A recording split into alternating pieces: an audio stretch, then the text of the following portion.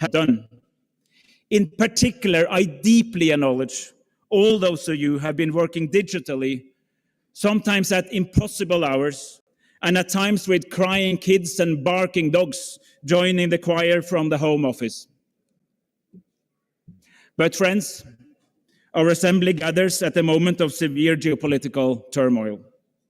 I am acutely aware of how this dark backdrop is in the minds of many, and that we even in this room have people who are personally affected. In times like these, the responsibility bestowed upon us is even greater. More than ever, we must demonstrate that multilateral diplomacy can deliver. Friends, half a century has passed since Stockholm. Climate change, biodiversity loss, and pollution have finally reached the top agenda for governments, businesses, and civil society alike.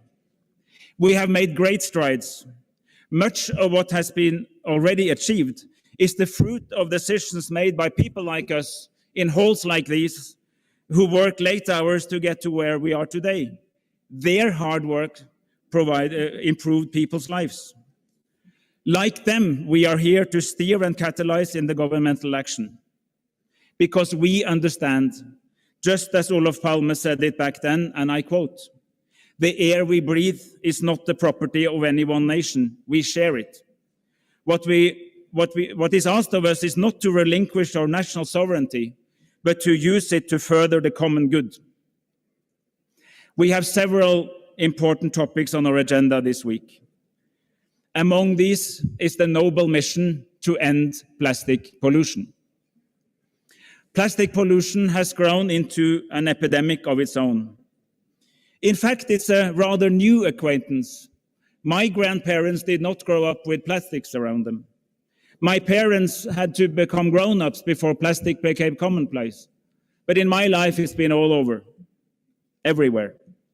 Paradoxically, plastics are among the most long-lasting products we humans have made, and frequently, we still just throw them away. This weekend, the executive director, Ms. Inger Andersen, and I visited the Dandora landfill here in Nairobi. It was declared full a decade and a half ago. Still, 3,000 tons of waste arrives daily. Just under half of that is plastics. It was the stark reminder of the magnitude of the challenge. Plastic leaks into nature, eventually it ends up in rivers, that then take it into the oceans. Thus, plastic pollution becomes a shared global problem. The plastic that we see is one thing. Even worse is when it breaks into smaller pieces and turns into microplastics. Preparing for this meeting, I wanted to see if I could find it in my own body. I had a leading institute back in Norway take a sample of my blood to find out. And the verdict was, yes, indeed. They found clear traces of plastic-related chemicals in my blood. This includes phthalates, a substance that is often used to soften plastic products. These are toxic substances that we know can cause serious harm to human health. The origins of the plastics in my body can be from close to me or from faraway lands. It doesn't matter.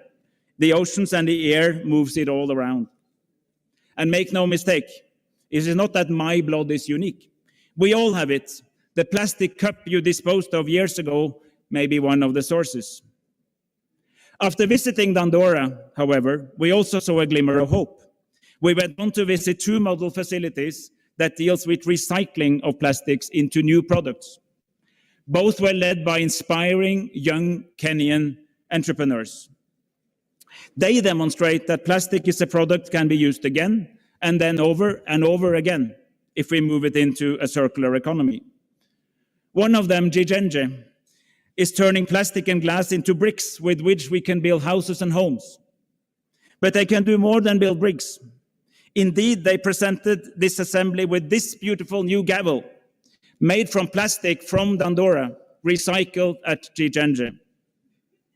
I hope this very gavel will be used to confirm the success of our endeavors here. The recycling entrepreneurs here in Nairobi also reminded me of a truly important insight. Not all plastics can be recycled. even if we collect it. To have a right life cycle approach to the problem, we need also to design to recycle in the first place. And as we would not want to recycle hazardous substances, we need to be much more aware of what we put into the plastic that we will still use. I am convinced that the time has come for a legally binding treaty to end plastic pollution. I look forward to working with you all on that and all the other important issues on our wide agenda. It is our turn now to confront these shared challenges of humanity. Before closing, I want to appreciate all the work done to get us to where we are today. I want to thank the Executive Director, Ms. Inger Andersen, and her very able UNEP Secretariat, who worked hard to prepare this gathering. I thank Ambassador Luisa Fragoso, the chair of the Committee of Permanent Representatives, for steering us all through the OECPR last week. I thank my fellow Bureau members and those of the CPR Bureau. And I thank all of you who worked long hours bringing negotiations so much ahead. Some even worked through the informal informals, all into the early hours of this very morning. And as I understand, with very promising results. Ministers, Excellencies, distinguished delegates, and representatives of civil society, I very much look forward to working with you all this week, and I thank you for the attention.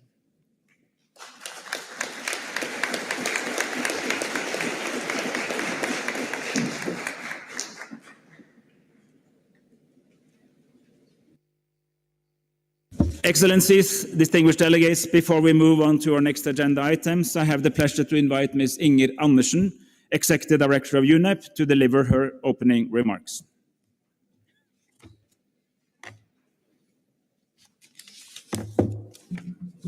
Thank you very much. Minister Espen Barth Eide, President of the 5th UNEA, and of course, Minister of Climate and Environment of Norway. Mr. Keriaki Tobiko, Cabinet Secretary for Environment and Forest in Kenya, and my dear friend Saineb Bangura, Director General of the UN Office here in Nairobi. Excellencies, distinguished guests, and friends. We do meet at a time of great turmoil, at a time that shows us the importance of coming together as a global community for peace and for a healthy environment. At a time when peaceful solutions are urgently needed, but also at a time when multilateralism is more important than ever. And so, a huge responsibility sits on our shoulders at this resumed session of the 5th UN Environment Assembly, a responsibility to deliver solutions to the triple planetary crisis, the crisis of climate change, the crisis of nature and biodiversity loss, and the crisis of pollution and waste.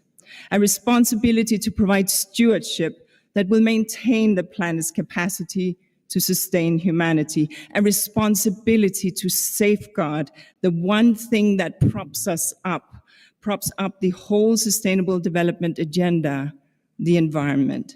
This is a responsibility we must all fulfill. So friends, climate change is a growing threat, and just in a few hours, the world will hear from the Intergovernmental Panel on Climate Change through the press conference that we will hold, which will deliver its new report on how the shifts in the climate system are impacting life in every corner of the planet. Nature and biodiversity loss are eroding the natural system that keep us alive. Pollution and waste are poisoning our oceans, waterways, soil, and air, most visibly, of course, through plastic pollution. This triple planetary crisis is what brings us together. It is what the resolutions before you will tackle by charting the course for action in the years to come. Through the tireless work of the open-ended Committee of Permanent Representatives, several resolutions are already at the table. This would not have been possible without the work and dedication of the chair of the Committee of Permanent Representatives, Ambassador Luisa Fragoso, and Ambassador Erasmo Roberto Martinez, Vice Chair of the CPR. I extend my sincere appreciation to them and to the co-facilitators of the 5 clusters of the resolutions debated during the open-ended committee. And they worked so tirelessly into the early morning hours for the last 7 days. Notwithstanding the progress made this week, we have much work ahead, much negotiation for you to come. But remember that success is not measured in the number of resolutions. Initial success is measured in the focus, the quality, and the vision of each resolution. Lasting success comes from following up on these resolutions to bring real-world impact, not within decades, because we do not have decades, within months and years. So friends, the world is watching to see what member states will do over the next few days. All the resolutions before you have value, from proposals on nature to chemicals and minerals, etc. I don't wish to downplay any of them, but please allow me to focus, as did our president, on one matter that has gathered a massive groundswell of global support and expectation. I am, of course, talking about plastic pollution. In the space of just one human lifetime, we have created this massive plastic problem. We built an entirely new economy based on convenience and single-use plastic. It is ridiculous to think now, but early plastic industry players ran adverts teaching people to throw away plastic containers instead of reusing them, as they had been doing with glass bottles and containers. They literally had to educate people out of the very practices that are best for the planet and best for us. So decades later, we are paying that price of this decision. The price is in the ocean, in the soil and groundwater pollution, and greenhouse gas emissions. The industry is paying the price by throwing away a versatile, durable resource instead of retaining its value. This is a moment to roll back this error by launching negotiation on an international agreement to ensure that plastics keep circulating in the economy rather than in the ocean gyres. Businesses, a broad coalition of nations, civil society, and youth are demanding this. We must deliver. As updated by the Secretariat, the informal consultations that took place over the weekends in the spirit of complete transparency and inclusivity yielded very significant results, progress on multiple resolutions, including on the plastic pollution one. I have complete faith that once endorsed by this Assembly, we will have something truly historic on our hands, because we all know that an agreement will only count if it is legally binding, if it adopts a full life cycle approach, stretching from extraction to production to waste, if it includes strong monitoring mechanism, if it provides for national action, if it is backed with real financing, if it provides incentive for all stakeholders, if, and this is crucial, we agree and start implementing this agreement in record time. If we can achieve all this, we will indeed have the most important multilateral environmental deal since Paris. Excellencies, all of this starts with the decisions that you will make over the next few days. It is only by coming together and finding common ground, a common agenda, that we can shoulder this responsibility by passing the resolutions and acting on them. I wish you every success and look forward to throwing the full weight of UNEP behind putting the decisions you make into action. Before I end my remarks, allow me to take a moment to commemorate those who passed away in the crash of Ethiopian Airlines flight ET302 on March 10th, 2019. On that day, we lost many bright lights. Youth delegates, UNIA delegates, interpreters, UNEP and UN personnel, and many travelers from our host country, Kenya, and from many other nations. We will have the opportunity to celebrate their memory in a few days. But as we embark on UNEA 5.2, let us honor their memory by delivering an ambitious action that they fought for, so that we can build a secure, peaceful, and healthy future for all on this planet. Thank you.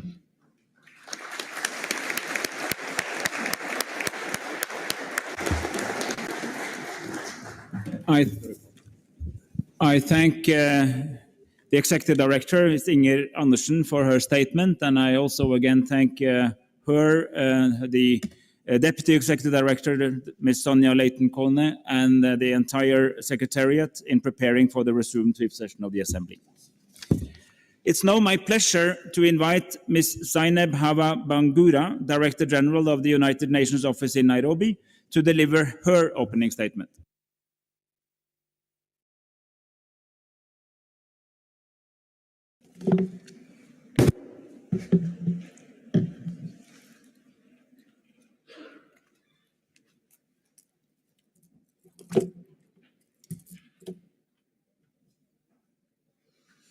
Your Excellency, Mr. Espen Barth Eide, President of the United Nations Environment Assembly and Minister of the Environment of Norway. Honorable Kerioko Tobiko, Cabinet Secretary for Environment and Forest in Kenya. My sister and friend, Inga Anderson, Executive Director of the United Nations Environment Program. Excellencies, ambassadors, high commissioners, United Nations colleagues, friends, ladies and gentlemen, a very good morning to you. On behalf of the United Nations family in Kenya, it is a great pleasure to welcome you to the United Nations office at Nairobi, also known as UNON. For this resumed fifth session of the United Nations Environment Assembly, the theme of strengthening action for nature to achieve the Sustainable Development Goals is both timely and relevant. With COVID-19 still affecting the lives of millions of people around the world, we must continue to work together to achieve a sustainable, inclusive recovery. This historic session of the Assembly, the world's highest environmental decision-making body, is taking place at a crucial time for our planet. It is the first global environmental meeting since the United Nations Climate Change Conference known as COP26.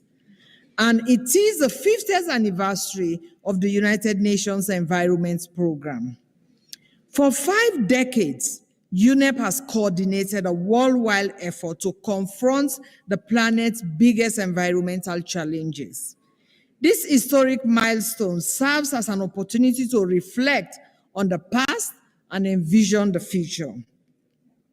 It also provides an opportunity to strengthen Nairobi as the global hub for the environment. UNEP was indeed the first United Nations agency to have its headquarters here in Africa. At the 1973 inauguration ceremony in Nairobi, former President Jomo Kenyatta made a rallying call for humanity to come together for the environment. With this, he urged his fellow Kenyans to welcome the new Secretariat staff and to work towards improving the environment in this city and around the world. Maurice Strong, UNEP's first executive director, echoed Kenyatta's cry on that historic day. He called on the international community to create a new world order to sustain the lives and fulfill the hopes of humankind. On this historic day, I call on you to do the same. Today, the spirit of unity is more important than ever, as the world is facing a triple planetary crisis of climate change, nature and biodiversity loss, and pollution and waste. We must come together to meet these environmental challenges.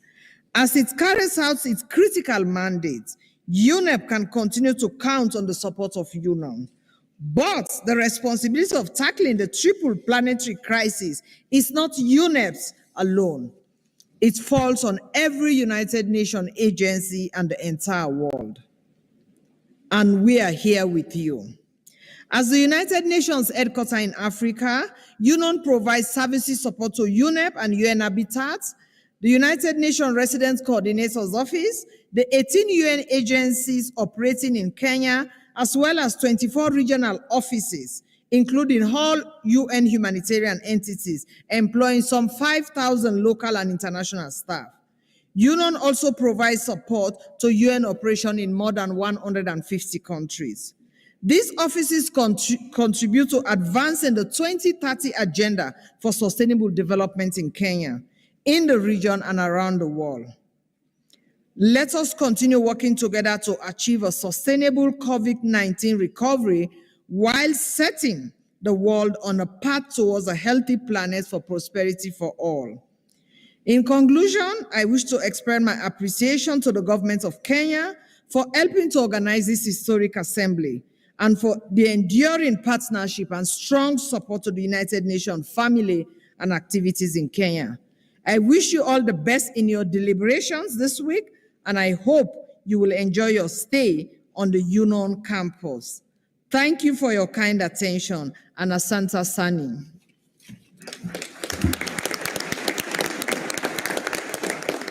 A warm thank you to Ms. Bangura, and through you I wish to thank as well the UN office here in Nairobi who have supported the assembly, including in provisions of security, conference services, facilities, and logistics that have made this assembly possible. So thank you. Next, I am honored to invite His Excellency, Mr. Keriako Tobiko, Cabinet Secretary of the Ministry of Environment and Forestry of Kenya. You now have the floor.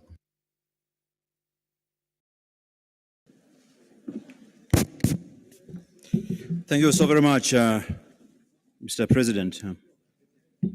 Brothers and sisters, friends, good morning.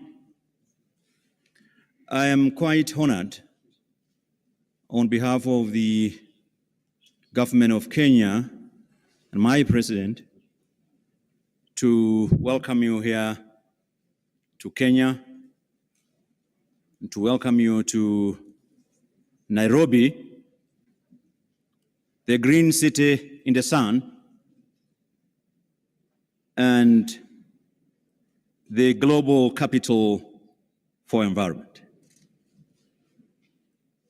This is the opening. I'm sure we'll have the opportunity to go in great detail about what has brought us here.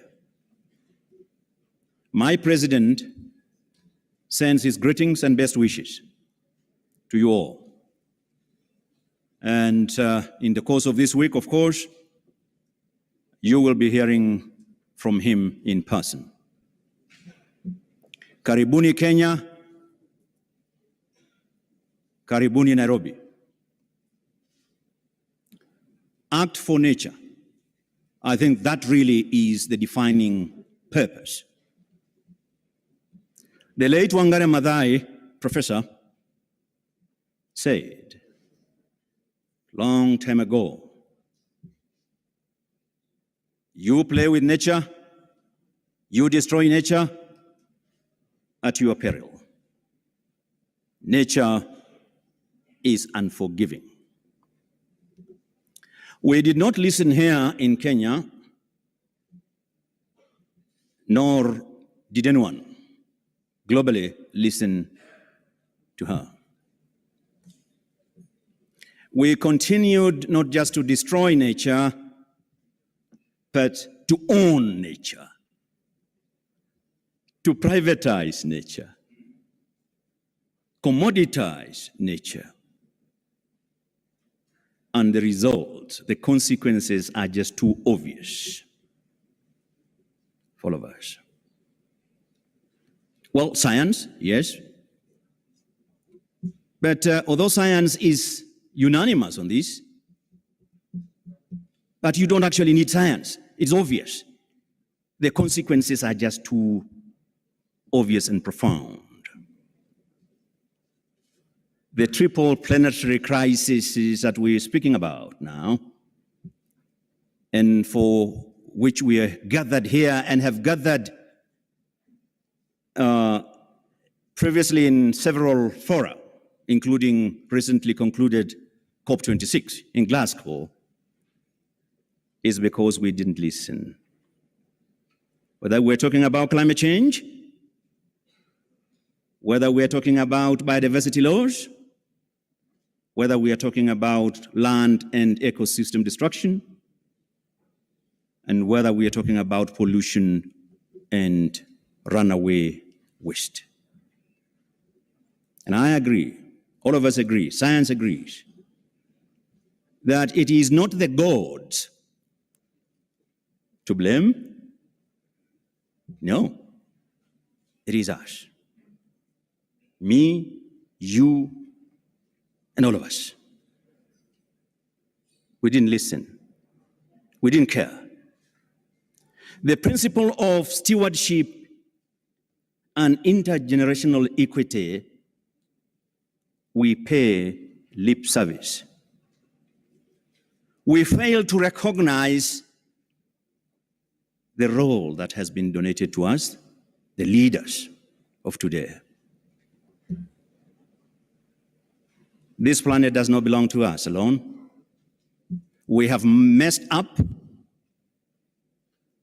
the future of our children, the future of their children's children, the future of generations yet to be born. We meet in conferences and pass resolutions endlessly. We congratulate ourselves for resolutions. But I agree with the ED that we should go beyond resolutions. We should ask ourselves whether and to what extent and in what manner those resolutions have been converted into real action on the ground. That really is a measure, should be the measure, but not just action. More fundamentally, how have those impacted positively our communities? Our communities that bear the brunt, and yet they are least responsible for the mess that we have created. Our children who have a greater stake in a healthy climate, a healthy planet than ourselves. And we keep telling them, reassuring them that your time has come. We always say it, the time is now. If you count, I'm sure we will lose count. The time is now. The time is now. When is it ever going to be that time action has been taken? Yes, on the issues of the resolutions, very important, and in terms of plastics, I agree. Kenya agrees. It's a new epidemic. Kenya has done, within the limited resources and technologies, we banned single-use plastics, carry bags. We banned all forms of plastics in conservation areas, forest, public beaches. We have just enacted a legislation that we call it the Sustainable Waste Management Act that moves this country from linear economy to circularity. Very important, but it's not enough.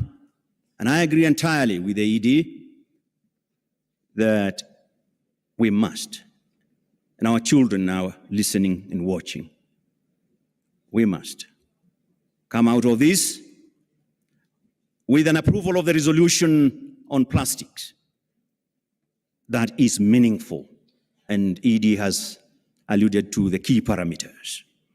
It has to be binding, it has to cover the full life cycle in all forms of plastics. I know, of course, and I don't want to anticipate the debate. I know there are some countries that are counter proposals.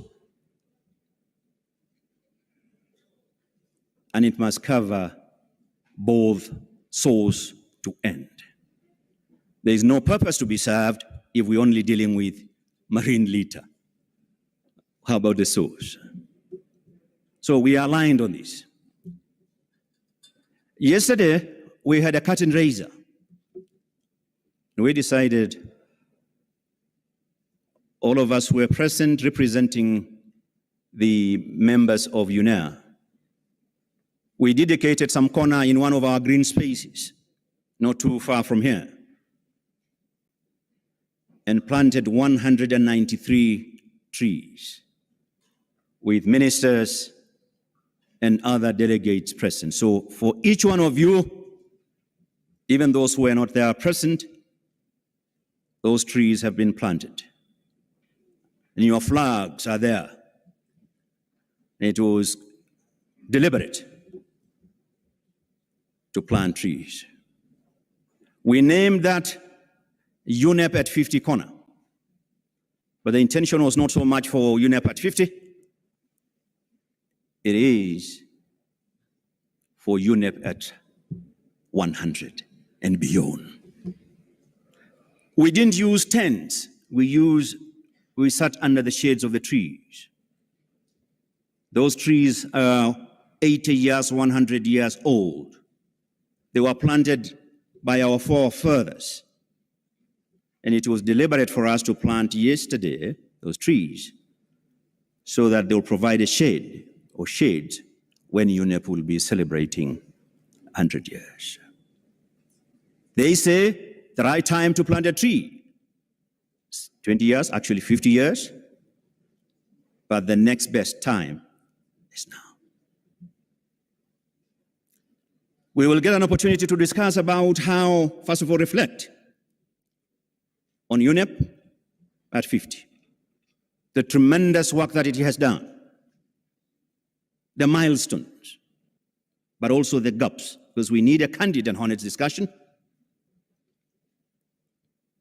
and how to make it, moving forward, fit for purpose. The UNEP we want.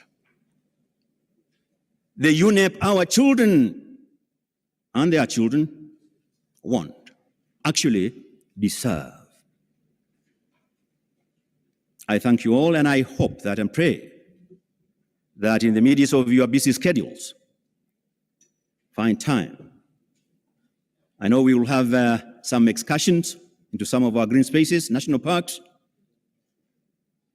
Find time to enjoy the beauty of this country and the warmth, and enjoy the warmth of the Kenyan people.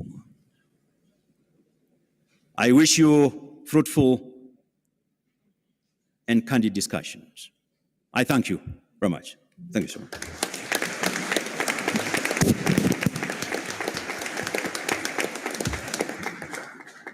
And I thank you so much, Your Excellency, Mr. Tobiko. Your very strong statement demonstrates the high political importance that our host nation of Kenya is associating with this endeavor. And I really want to commend your leadership on radically reducing the use of single-use plastics and also taking steps to move towards a circular economy.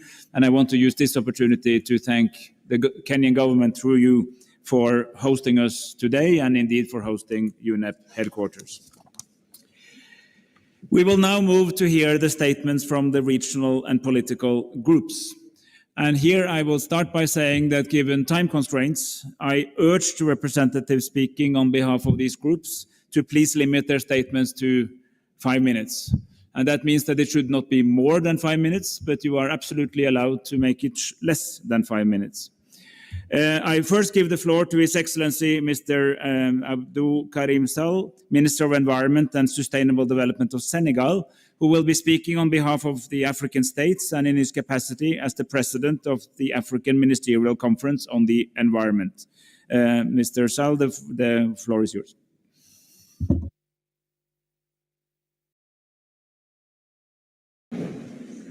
Okay.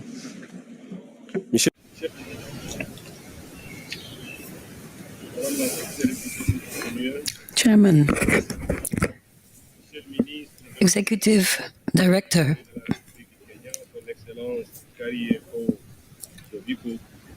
Cabinet Secretary of the Environment and Forestry Ministry of Kenya, Mr. Keriako Tobiko, distinguished delegates, it is... Oh my God.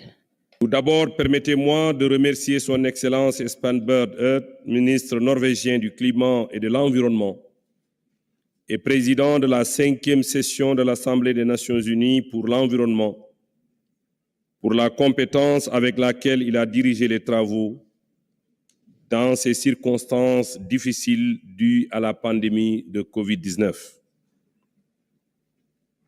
Permettez-moi également de remercier le gouvernement hôte, le Kenya, pour les grands moyens qu'il a fournis pour faciliter la présence des missions permanentes et la conduite des affaires du PNUE, ainsi que pour l'importante participation à cette session. Je voudrais remercier par ailleurs... Excuse me, Mr. Minister, I unfortunately realized we have a problem with the translation, so I would, if you allow me, just give a little second to check what we will do with the translation to English.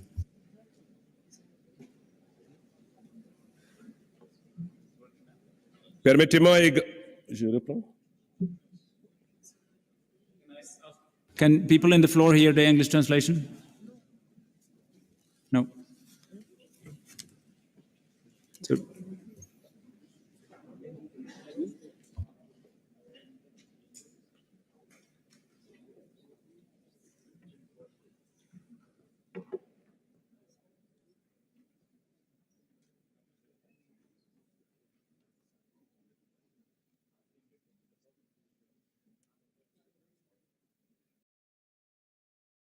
can I ask the English translator to say something?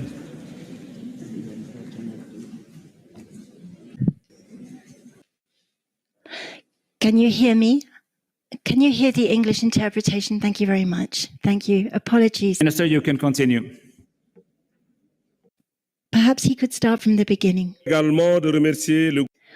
Allow me also to thank the host government, Kenya, for the great efforts made to facilitate the presence of permanent missions and for conducting the affairs of UNEP to make it possible to have this session take place in person. I'd also like to thank the members of the Bureau of the Committee of Permanent Representatives under the leadership of Her Excellency Madam Luisa Fragoso, Permanent Representative of Portugal to UNEP, for the remarkable work that was accomplished during the preparation for this session, UNEA 5.2. In the same way, I would like to appreciate the role of the UNEP Secretariat for the excellent arrangements that have been made for this session. Mr. President, I would like to reaffirm the indefatigable commitment of Africa in participating actively and in being involved during UNEA 5.2, UNEP at 50, and other important conferences that are key for the global environmental agenda. In this context, I'm delighted to highlight the fact that Africa will welcome 2 conferences of the parties, the COP15 of the Convention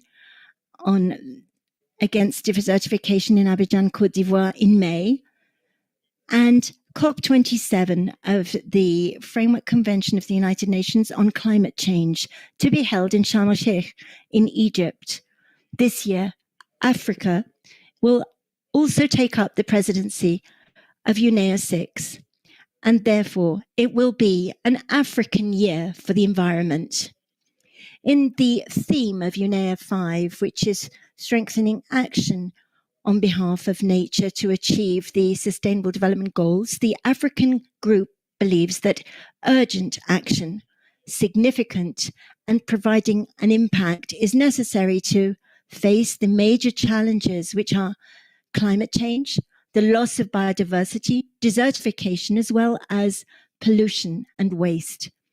Mr. President, the African group appreciates the work of the CPR in its role as an intercessional agency of UNEA.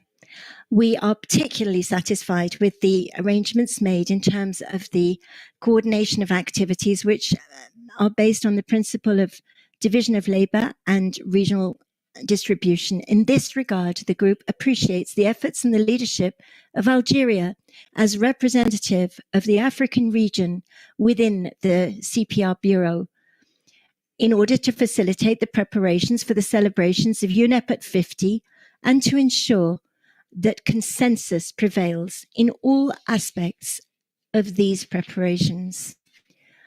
The African group welcomes the strategy in the medium term for UNEP for the period 2022 to 2025, the work program and the budget for 2022 to 2023, and the corresponding amounts for the funds for the environment. The group would like to highlight the necessity of regional implementation that is more coordinated and more consistent with the work program, in line with the requests made by the group on the strengthening of the regional presence of UNEP in Africa, as well as the implementation of the resolutions submitted by the African group.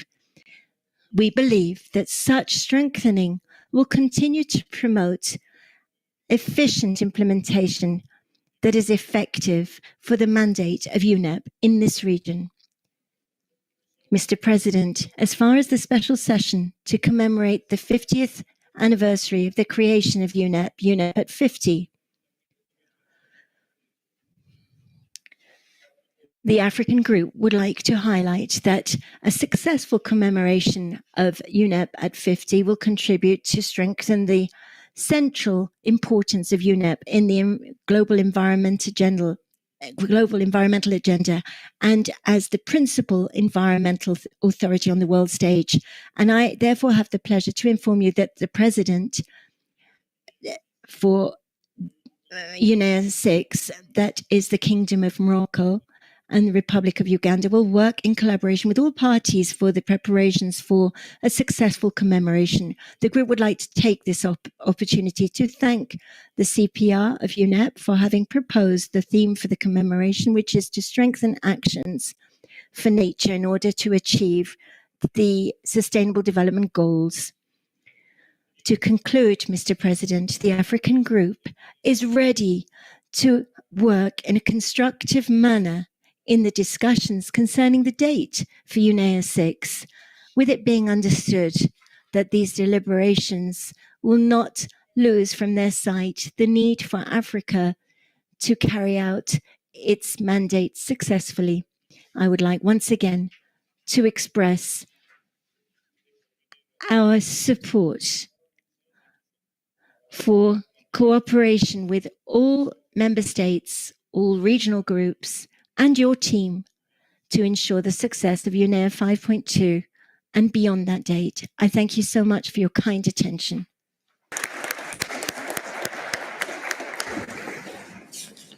Thank you very much to His Excellency Mr. Abdou Karim Sall, Minister of Senegal, and also for updating us on the decision just made in the African group. This is duly noted and warmly welcome. So I thank you for your intervention. I will now give the floor to His Excellency Mr. Virginijus Sinkevicius, Commissioner for the Environment, Oceans and Fisheries of the European Commission, speaking on behalf of the European Union and its member states. Mr. President, Madam Executive Director, Excellencies, distinguished colleagues, ladies and gentlemen. It's my privilege to deliver this statement on behalf of the European Union and its member states. Montenegro, Serbia, and Ukraine aligned themselves with the statement. I would like to start by thanking the President and the Bureau of UNEA, the Committee of Permanent Representatives, the CPR Chair, and the Bureau and the Executive Director, and the Secretariat of UNEP for their unwavering commitment and efforts to deliver an ambitious and meaningful UNEA 5.2. It thanks to your tireless work that this fifth session of United Nations Environment Assembly is resuming today. It is, however, a celebration saddened by the act of aggression by the Russian Federation against a neighboring country, which has led to a war breaking out in Europe. In these dark hours, our thoughts are with Ukraine and the innocent women, men, and children that are victims of this attack. The EU and its member states condemn Russia's continued aggressive actions and threats against Ukraine and calls on Russia to de-escalate, to abide by international law, and to engage constructively in dialogue through the established international mechanisms. The EU and its member states reiterate their demand that Russia immediately ceases military actions, unconditionally withdraws all forces and military equipment from the entire territory of Ukraine, and fully respects Ukraine's territorial integrity, sovereignty, and independence. We are also highly concerned about the harmful impact that this military aggression against Ukraine and its people will have on the environment. The ecological consequences of this invasion most likely threaten human lives and health with immediate and long-term effects. Dear colleagues, when we gathered 1 year ago in an online format because of COVID-19, we were acutely aware of the rapid aggravation of the environmental crisis. A triple crisis that is characterized by climate change, loss of biodiversity, and pollution. A crisis which, in the words of a UNEP report published at that time, put the well-being of current and future generations at unacceptable risk. 1 year later, we are far from overcoming the pandemic. Its tremendous consequences continue to affect our societies. And at the same time, our planet continues to deteriorate. Our unsustainable relationship with nature is pushing the achievement of the Sustainable Development Goals out of reach. We need to act now and make up for lost time. We need to make UNEA 5.2 a springboard for ambitious coordinated action. Action to tackle the triple crisis for climate, biodiversity, pollution. Addressing plastic pollution is very high on our agenda. Plastic pollution is a global concern, which no nation can solve on its own. The preparatory efforts of many years under the UNEA umbrella are entering the final phase, and the UN member states are converging in support of a new global agreement to combat plastic pollution. We have the responsibility to seize the opportunity to make a breakthrough in the fight against plastic pollution and to formally launch negotiations on a legally binding global agreement on plastics. The Glasgow Climate COP offers solid grounds for hope. It revealed a new appetite for systemic thinking and a clearer understanding of the role of nature, with a theme which exactly picks up on that and focuses on strengthening actions for nature. UNEA 5.2 has shown itself to be the suitable forum to discuss aspects that are central to advance the international environmental agenda. In this regard, the resolution on nature-based solutions is the perfect example of a concrete step towards bringing together actions for climate and biodiversity. As the overarching leading environmental authority, UNEA is the right place and time to finally agree on a multilaterally agreed definition of nature-based solutions. Such an agreement would be a milestone not only for UNEA 5.2, but also far beyond.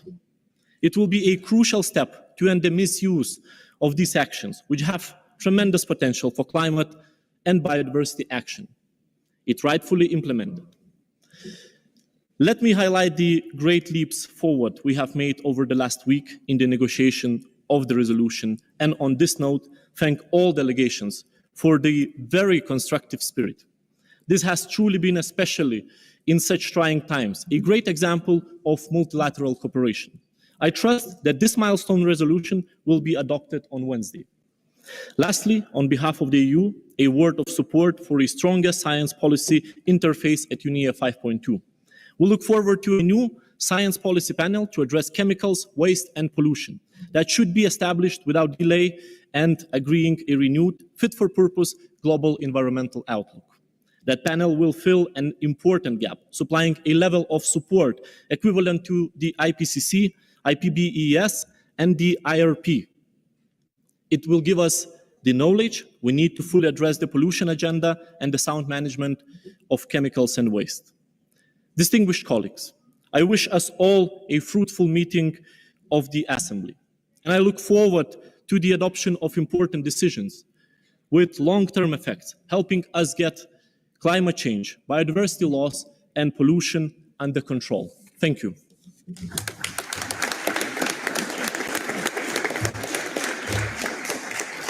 I thank His Excellency Commissioner Sinkevicius for his strong statement on behalf of the European Union and its member states. And I now have the pleasure of giving the floor to Her Excellency Ms. Monica de Graaf Lindo, Ambassador and Permanent Representative of Colombia, who will speak on behalf of the Group of 77 and China. Good morning to you all, and thank you for being here with us. Your Excellencies, Head of States and Government, Excellencies, Prime Minister, Excellencies, Ministers of Environment, Excellencies, Ambassadors and High Commissioners, honorable members of the Diplomatic Corps, dear Madam Inger Anderson, Executive Director of UNEP, Director General from Union, distinguished delegates, colleagues, ladies and gentlemen. It is my honor to deliver this statement on behalf of the G77 and China Nairobi chapter. The Fifth United Nations Environment Assembly provides an opportunity to bridge, build, and catalyze actions in relation to multilateral environmental efforts, including on biodiversity, desertification, climate change, and pollution. The G77 and China actively engaged last week during the ECPR. The Group of 77 and China would like to highlight the flexibility and resilience of UNEP, its staff, Kenya as the host country, and the whole membership in facing the challenges imposed by the pandemic, especially regarding measures taken to guarantee a fully transparent, inclusive, participatory, and member states and observers driven the process, ensuring that no one is left behind. The fifth session of UNIA still takes place as the world attempts to overcome and recover from a pandemic that has undermined many development gains and brought to the forefront the challenges faced by developing countries. Despite the great challenges it faces and in pursuit of building forward better, G77 and China has not lost sight of its enormous responsibility and actively engage in all intersessional meetings and will continue to engage in the various negotiations during this week. The group supported the multilateral efforts to tackle the global plastic pollution challenge in marine and other environments. We welcome the intent to launch negotiation in the context of an environmental negotiation committee on an international legal binding instrument on plastic pollution, including in the marine environment, with ambitious goals and equally ambitious means of implementation and wide participation while fully recognizing the different national circumstances and different starting points of member and observer states. As the political group that represents the interests of the developing countries, many members of the G77 and China put forward resolution reflecting the theme of UNEA, strengthening actions for nature to achieve the Sustainable Development Goals.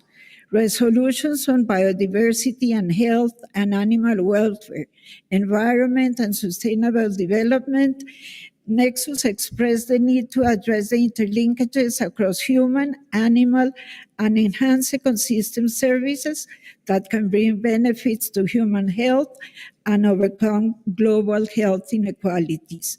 The group further stressed that developing countries need financial and technical assistance as well as technology transfer to move towards more sustainable patterns of consumption and production.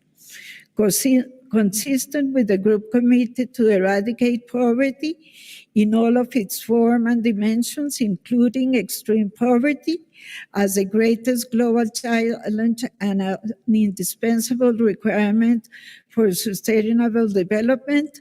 The group-backed initiative recognizing the need to mobilize financial resources, transfer of technology and capacity building, and call for reinvigorated North-South, South-South, and triangular cooperation to achieve sustainable development in harmony with nature.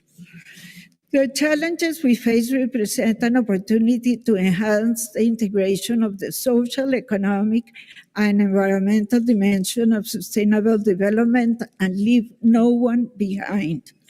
We must recommit to a renewed sense of solidarity, being mindful that strengthening across for nature depends on strengthening actions for people. The group encouraged actions to protect, conserve, sustainable manage, and use of ecosystem, which can better prepare developing countries to face the challenges of climate change, biodiversity loss, desertification, and pollution. The group recognized that sustainable use of natural resources is an effective way to achieve economic growth in harmony with nature. G77 and China hopes that all draft resolution will be adopted by consensus along with the draft of ministerial declaration. I would highlight our commitment to strengthen actions for nature to achieve the sustainable development goals. Finally, I would like to thank my colleagues from G77 and China Group for all its work and for all their dedication. I thank you, Mr. Chair.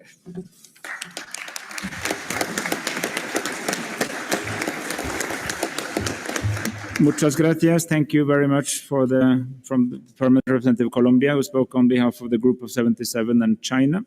And I now have the pleasure of giving the floor to His Excellency Mr. Saleh bin Sulaiman Al Harthi, Ambassador and Permanent Representative of Oman, who will be speaking on behalf of the Asia-Pacific states and the League of Arab States. Your Excellency, you have the floor. I think this is a pen. The pen of the Colombian, maybe.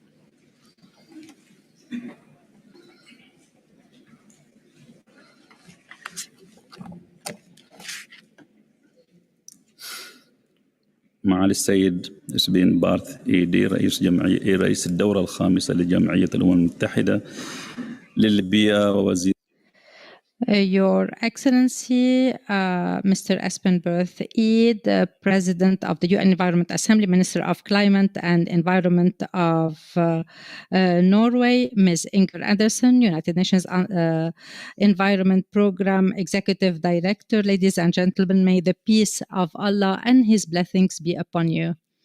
It is my honor today to speak to you on behalf of the Asia and Pacific region in my capacity as chair of the Asia-Pacific Group. Our region consisted of 55 countries, and we add our voices to stress the urgent need for a global framework to prevent and reduce plastic pollution, marine plastic pollution, and single-use plastic product pollution, which is informed by circular economy principles and the waste management hierarchy, and also complements existing instruments and initiatives. Some of our member states ask that the global framework be based on a precautionary approach and common but differentiated responsibility without preempting negotiations and decisions remaining during UNEA 5.2 on this topic. We, Asia-Pacific region, also wish to secure opportunities and occasions to consider a wide range of solutions and approaches that are most practical and feasible, recognizing that plastics play a functional role in modern society. Allow me to also note that the fourth Forum of Ministers and Environment Authorities of Asia Pacific was held successfully on 5 to 7 October 2022 in Suwon, the Republic of Korea. The forum was jointly organized by Republic of Korea's Ministry of the Environment and the UN Environment Programme. The Ministerial Forum discussed issues related to the UNEA 5.2, including nature-based action for the Sustainable Development Goals, draft solutions, and draft ministerial declaration, and the outcome of the forum have contributed to the preparatory process of this UNEA 5.2. We would also like to thank the regional offices of West Asia for the regional consultations they have organized to support member states in their preparations for UNEA 5.2, the guidance they provided, and the information they shared. We are proud of our member states that have made contributions to UNEA 5 in form of draft resolutions that are ready for our leaders' decision on possible collective planetary action.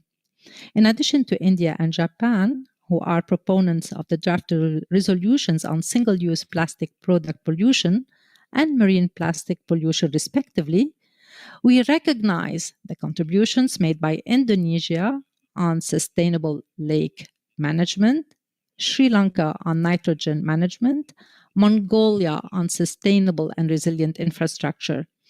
In light of indisputable importance of water security for development and ecosystem health, our region recognizes the importance of these resolutions on sustainable lake management, and on nitrogen management.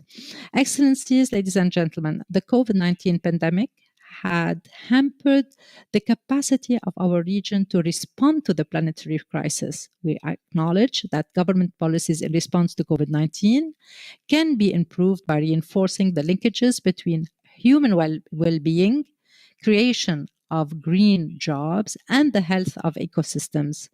That said, some of our countries require support to enable such transition to greener, more sustainable development pathways post-COVID. Even with the lingering impacts of the pandemic, we, the Asia-Pacific region, remain committed to the submission of enhanced nationally determined contributions for implementing the Paris Agreement, support the extension of the 10-year framework of programs on sustainable consumption and production until 2030, as well as strengthened international environmental governance at global, regional, and local levels. This year, 2022, is the 50th anniversary of the United Nations Environment Programme, UNEP at 50, and of the 1972 United Nations Conference on the Environment, Stockholm, at 50. However, our collective environmental action has fallen short and the planetary health is in crisis. The Asia-Pacific region renew our commitment to do our part to scale up and accelerate global environmental action. Thank you. May the peace of Allah and His blessings be upon you.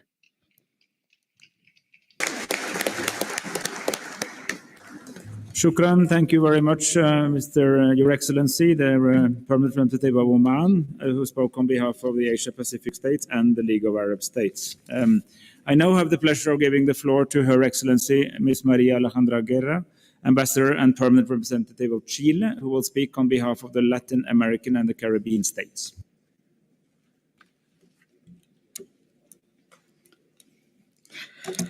Your Excellencies, President of UNEA 5, Minister of Environment of Norway, Madam Executive Director of UNEP, Madam Chair of the CPR, Madam Director General of UNON, Ministers of Environment, Ambassadors and High Commissioners, honorable members of the diplomatic corps, distinguished delegates, colleagues, ladies and gentlemen.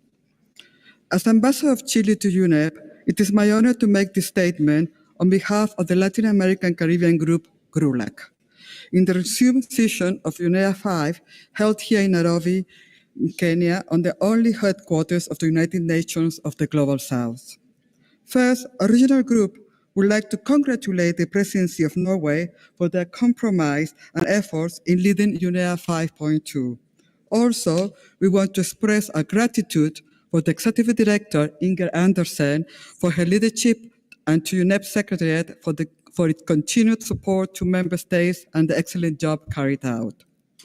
GRULAC wants to take this opportunity to express its gratitude to the Ambassador of Mexico, His Excellency Erasmo Martinez, for his excellent job in the Bureau of the CPR and for the responsibility he undertook in the preparatory process to negotiate all the resolutions of the NEA 5.2. Mr. President, this is a significant moment for the international environmental agenda. We are celebrating the 50th anniversary of the United Nations Environmental Programme, along with the United Nations Environmental Assembly, and reaffirming the indispensable role of the United Nations Environmental Assembly as the intergovernmental decision-making body for the environmental within the UN system, with universal membership. In this context, our group would like to reiterate our commitments for a successful assembly and our expectations to an ambitious outcome, one that is able to guide future actions on the fulfillment of the environmental dimension of sustainable development. The concept of ambitions for GRULAC is not measured by the quantity of outcomes, but more important, by the ability to trigger the changes we need in this regard. I want to underline that the negotiation on plastic carried out is one of the priorities for GRULAC. The urgent need to tackle the global challenges of plastic pollution requires the collaboration and willingness of all member states to achieve a consensus.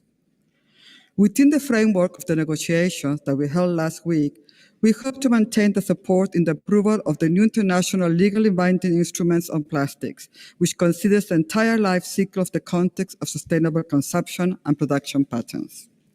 Mr. President, I would like to take this opportunity to express that at our region, we are also celebrating an important date. The Forum of Ministers of Environmental for Latin America and the Caribbean, commemorated last January in Costa Rica, its 40th anniversary, with a special session to strengthen regional cooperation in the face of environmental challenges and the triple planetary crisis of climate change, biodiversity loss, and pollution. Latin America and the Caribbean countries are very vulnerable to the adverse effect of the climate change. And it is well known a region will increasingly continue to experience more frequent and intense meteorological phenomena, including drought, floods, hurricanes, as well as sea level rise, loss of productivity, and crops, among others, which is a constant reminder of the threat posed by global climate change to all countries, in particular those that are most vulnerable in the effects of climate change and the potential it has to undermine the Sustainable Development Goals. GRULAC also worries about the pandemic consequences worldwide and in our region. We need to focus especially in the need to revert this crisis into an opportunity to enhance the integration of the three dimensions of sustainable development, include better conservation and sustainable use of natural resources into economic and social development, planning of the countries as well as across economic sectors, foster innovation and create new sustainable jobs in accordance with national circumstances and priorities. GRULAC has further highlighted the need of adequate means of implementation. This roadmap was agreed in the Bridgetown Declaration of the 22nd meeting of the Forum of Ministers of the Environmental of Latin America and the Caribbean, and a call for action on the environmental dimension of COVID-19 and sustainable recovery. GRULAC recalls the importance of ensuring an adequate, sufficient, and predictable means of implementation for developing countries to achieve their environmental obligations. The group also recalls that member states bear common but differentiated responsibilities as enshrined in Principle 7 of the Rio Declaration, and adds that within our respective capabilities, we are all expected to do our utmost to achieve full implementation of the 2030 Agenda. Mr. President, for GRULAC, it is important to discuss about the role of UNEP in the future, especially on the opportunities to enhance the support of developing countries to comply with the international commitments in the environmental dimension of Sustainable Development Agenda. GRULAC also wishes to highlight the participation of the major group in this UNEA 5.2 and in UNEP at 50 by engaging especially youth, women and girls, indigenous people, non-governmental organizations, and the private sectors, as they have a very important role in this process and their voices should be listened to in an inclusive way. I conclude by thanking UNEP for its relentless support in enhancing the relationship between the program and the member states. Today, when environmental crisis threatens human health in the fight against poverty, strengthening cooperation in all its forms is more important than ever. Finally, GRULA wants to express its recognition to all the delegates that worked tirelessly for countless hours during last week, including during the weekend, to finalize the negotiations on plastic pollution, animal welfare, chemical waste, among others. Dear colleagues, you have our gratitude. Thank you.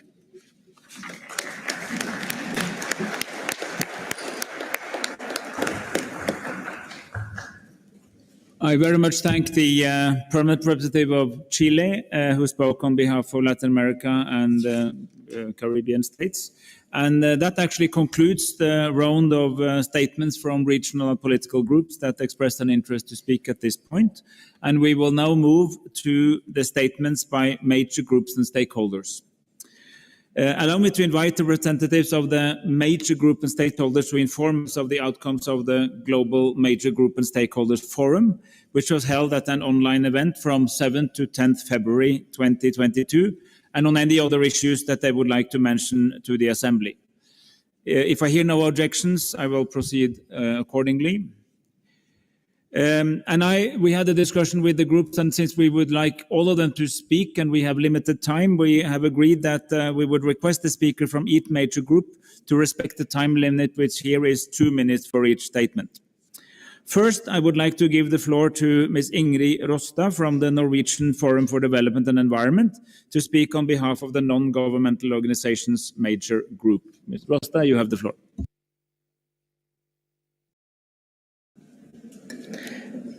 Thank you. Excellencies, dear colleagues, the right to a healthy and safe environment is universal and recognized by the Human Rights Council and should hold a stronger position also here in UNEA. We ask that you in the coming days keep this in mind when discussing. We are excited to welcome the agreed draft resolution entitled End Plastic Pollutions towards an international legally binding instrument. This resolution will enable us to begin negotiations for a global treaty on plastic pollutions, addressing the entire life cycle of plastics. As NGOs, we are looking forward to sharing our expertise also in the open-ended working group on the Science Policy Panel on Chemicals, Waste and Pollution. The NGO Major Group is also glad to see the proposed resolution on the nexus between animal welfare, the environment and sustainable development. We are, however, concerned that the resolution on nature-based solutions does not sufficiently take into account the experiences and potential risks of greenwashing and human rights violations. Strong environmental rule of law is essential for the implementation of any environmental agreement. Failing to recognize this would not be a worthy celebration of 50 years of UNEP. Lastly, we would like to emphasize the environmental consequences of war and armed conflict. The destruction of nature, as well as the environmental risks posed by remnants of war, deserves our attention at all times. We call on all governments to prevent conflict and promote peace and conflict resolution for nature. We appreciate your attention. Thank you. Thank you very much, Ingrid Rosta, for that statement on behalf of the non-governmental organizations major group. And now I have the pleasure to invite Mr. Ajay Jha for the Center for Community Economics and Development Consultant Society on behalf of the Farmers Major Group. And you have the floor. Thank you, Mr. President and colleagues. I'm Ajay Kumar Jha. I take this floor on behalf of the Farmers Major Group and Asia Pacific Regional CSOs Engagement Mechanism. At the outset, we congratulate UNEP on this momentous occasion of having achieved 50 years of its existence. However, we underline that poverty was the biggest challenge to healthy environment when we set up Europe, and it remains the biggest challenge now, showing that we have made very little progress. This manifests the fractured multilateralism on environment and development. We farmers are also concerned that the word farmer has not occurred even once in the 17 resolutions that have been tabled. This shows that their concerns have been pushed to the margins. If farmers were a country, they would have been third most populous country. Lack of farmer-centric approach has resulted in increasing number of hungry people, especially since the adoption of the SDGs and the Paris Agreement, majority among them being farmers themselves. This is also why farmers and civil society organizations all over the world rejected the market-based neoliberal approaches by the United Nations Food System Summit and demanded a rights-based and agroecological approach recognizing right to food in dealing with food and farmers during the times of triple planetary crisis. We are also concerned that the resolution on the nature-based solutions failed to address the need for a shared definition, a strong social and environmental safeguards. As such, it clearly presents dangers of diversion from the urgent task of system change and decarbonization, undermining natural forests and ecosystems for large-scale commercial plantations, further increasing the already rapid biodiversity loss and corporate capture of our resources, abuse of natural nature-based solutions by vested interest for offsets, and threatening the right to land, livelihoods, dignity, and healthy environment for indigenous populations and the farmers. I thank you for this opportunity. Thank you very much, Mr. Ayaja, for the statement on behalf of the Farmers Major Group. And now I would like to give the floor to Prem Singh Tharu, who is from the Asia Indigenous Peoples Pact on behalf of the Indigenous People Major Group. You have the floor, sir. Thank you very much, Excellency, for giving this opportunity. Excellencies, distinguished delegations, and ladies and gentlemen. I am Prem Singh Tharu from Asia Indigenous People Pact, representing Indigenous Peoples Major Group. Indigenous peoples would like to congratulate the UNEP on auspicious occasion of the 50th anniversary of the creation of UN Environment Program. We also highly appreciate the progress made by the OECPR on the resolutions. However, we also regret that very few of us representing the indigenous community, which has more than 80% stewardship of the nature and biodiversity, are able to participate in person in the UNEA. We welcome the draft declaration on the UNEP at 50, but we call upon the governments to strengthen the rule of law, provisions, and inclusion of the IPs in environmental governance in the declaration.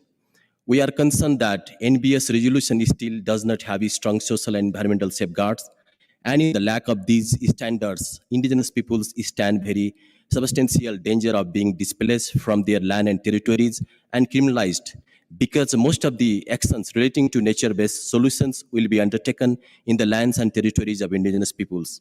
Therefore, NBS resolution must adopt a human rights-based approach and actively seek to recognize and enforce tenure right of indigenous peoples as key strategies for advancing the outcomes of nature-based solutions. Similarly, the resolution on the chemicals fails to address the concerns related to highly hazardous pesticides and chemicals, which continue to poison our land, water, contaminate our food biodiversity, and harm our livestock. We are also disappointed that none of the resolutions lay emphasis on the rights to land and healthy environment, role of and threats faced by the environmental defenders, majority of whom belong to our indigenous communities.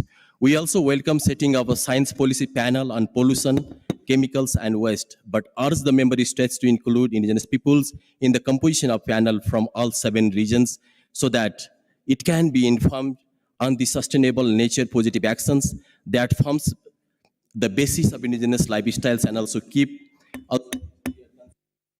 I think. Thank you very much to Thank you very much to Prem Singh Taru from the Indigenous People Major Group for your important statement. And I would now invite Fraser Yehenis, the from the Population Health and Environment at Ethiopia Consortium, to speak on behalf of the Women Major Group. You have the floor, ma'am. Thank you, Mr. President. I am Fraser from PH Ethiopia Consortium, speaking on behalf of Women Major Group. This UNIA is about to become a historic event when it agrees to end plastics pollution through an international legally binding instrument. We congratulate all involved for the progress so far. It is important that all decisions that come out of UNIA fully take the right of women and other right holders into account. In Cluster 4, we fear that the rights and needs of women have been deprioritized compared to economic interests of corporations. We express our concern about the increasing corporate influence on UNIA, and we call to speed up work on the UNHCR legally binding treaty on human and business and human rights. Because of historic discrimination, women tend to have less secure land tenure rights. They are often dependent upon non-monetary values that ecosystems provide. This is key for the resolutions addressing the natural and mineral resources. These sectors see lots of conflict and land grabbing.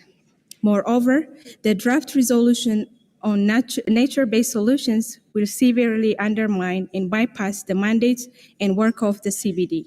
And thus, we urge countries to fundamentally reconsider it. Last but not least, we recall that the military is possibly the world's biggest emitter of climate emissions and destroys the environment, including with toxic chemicals and radioactive materials. We, therefore, want to emphasize that there cannot be sustainable development without peace. We express our profound solidarity with all the victims of current international and civil wars. We call on governments to immediately halt all military interventions and other forms of violence to solve political disagreements through peaceful dialogue that fully respects all human rights, including women's rights. I thank you.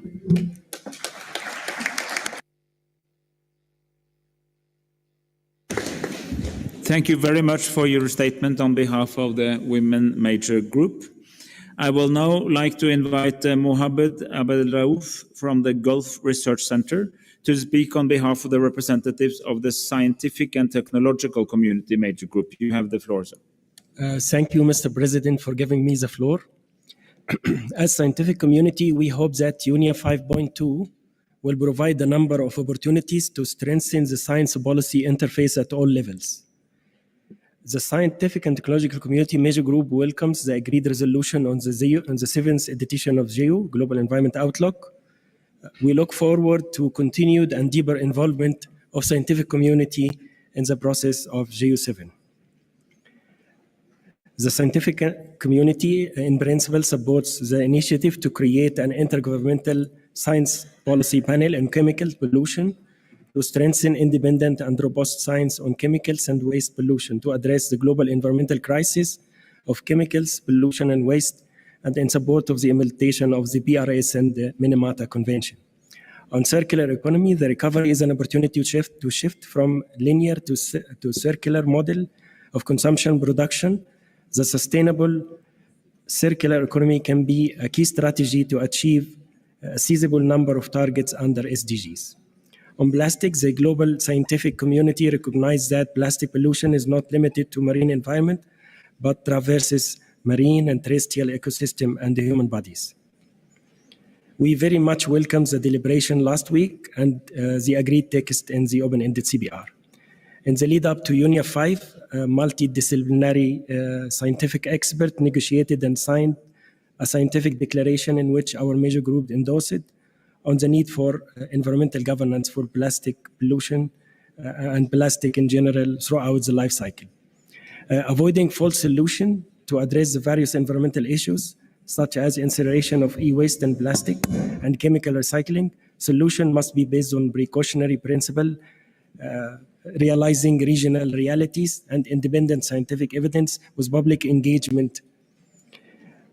Citizen science also provides an active and meaningful ways to fulfill the intention of treaties that call for the integration of local and indigenous knowledge.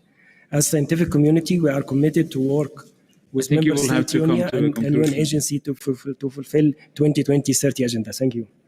Thank you very much for your statement on behalf of the Scientific and Technological Community Major Group, a very important community. I would now like to invite Maria Soledad Mella Vidal from Women in Informal Employment, Globalizing and Organizing, who will speak on behalf of the Workers and Trade Unions Major Group. You have the floor, Madam. Excellencies, all present, thank you for this opportunity for me to address you. My name is Maria Soledad Malea.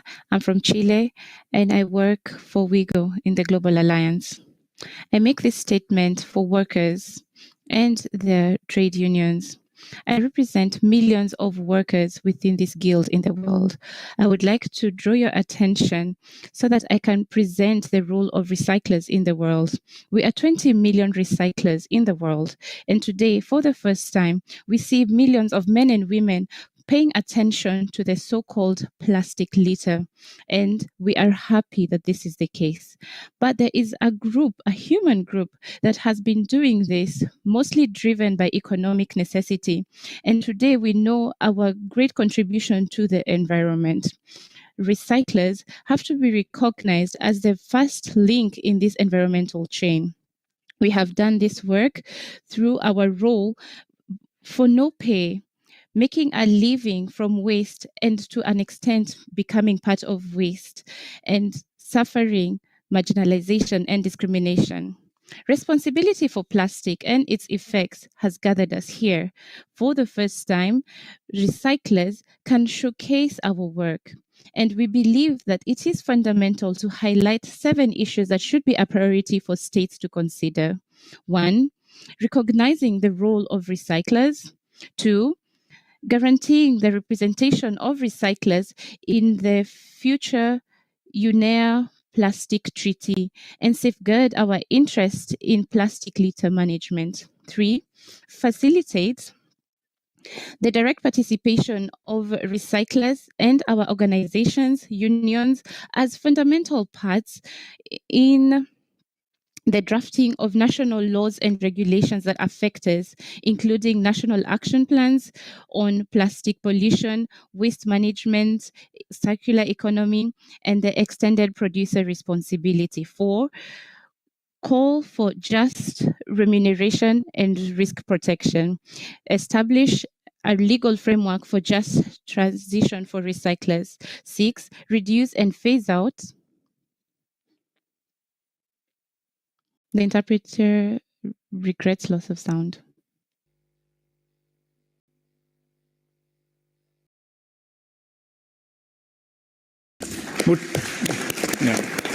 Okay. Muchísimas gracias. Thank you very much, Madam Mayor. It is very important that recyclers be represented here. People on the ground, it's important for them to be represented here, like we saw in our recent visit. And thank you for sharing the points that you have shared with us. And would like to invite Sunshine Dust and More Foundation for Environmental Stewardship on behalf of the Children and Youth Major Group. You have the floor.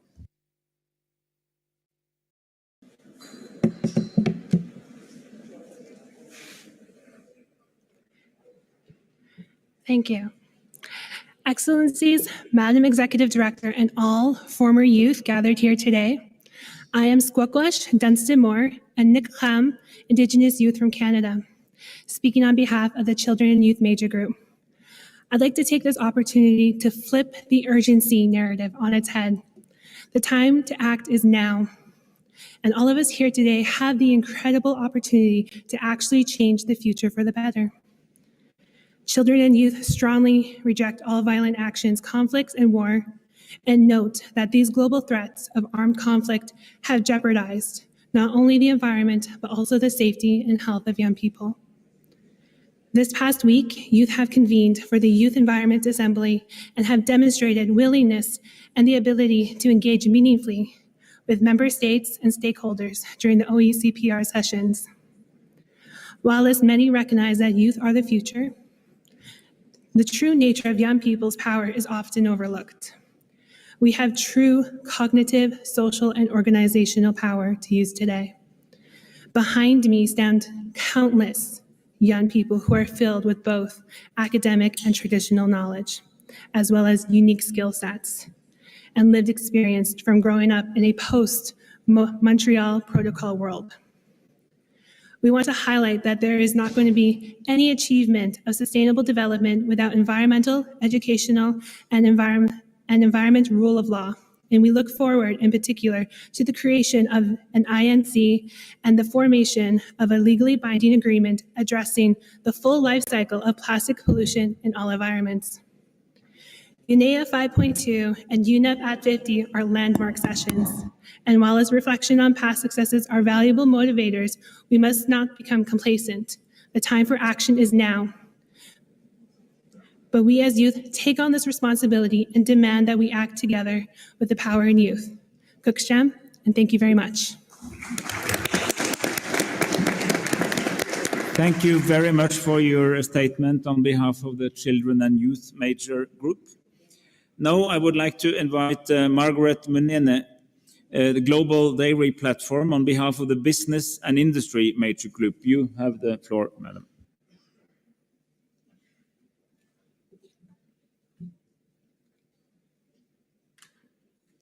Your Excellencies, ladies and gentlemen, it is my honor to give the position statement for Business and Industry Major Group. Business and Industry extends our congratulations to you, Your Excellency, Member States, UNEP, and all stakeholders for steadfastly steering the global environmental agenda during these unprecedented times. The COVID-19 pandemic has not dampened our resolve. It has only heightened it. We remain committed to being part of the solution. We are strengthening actions for nature.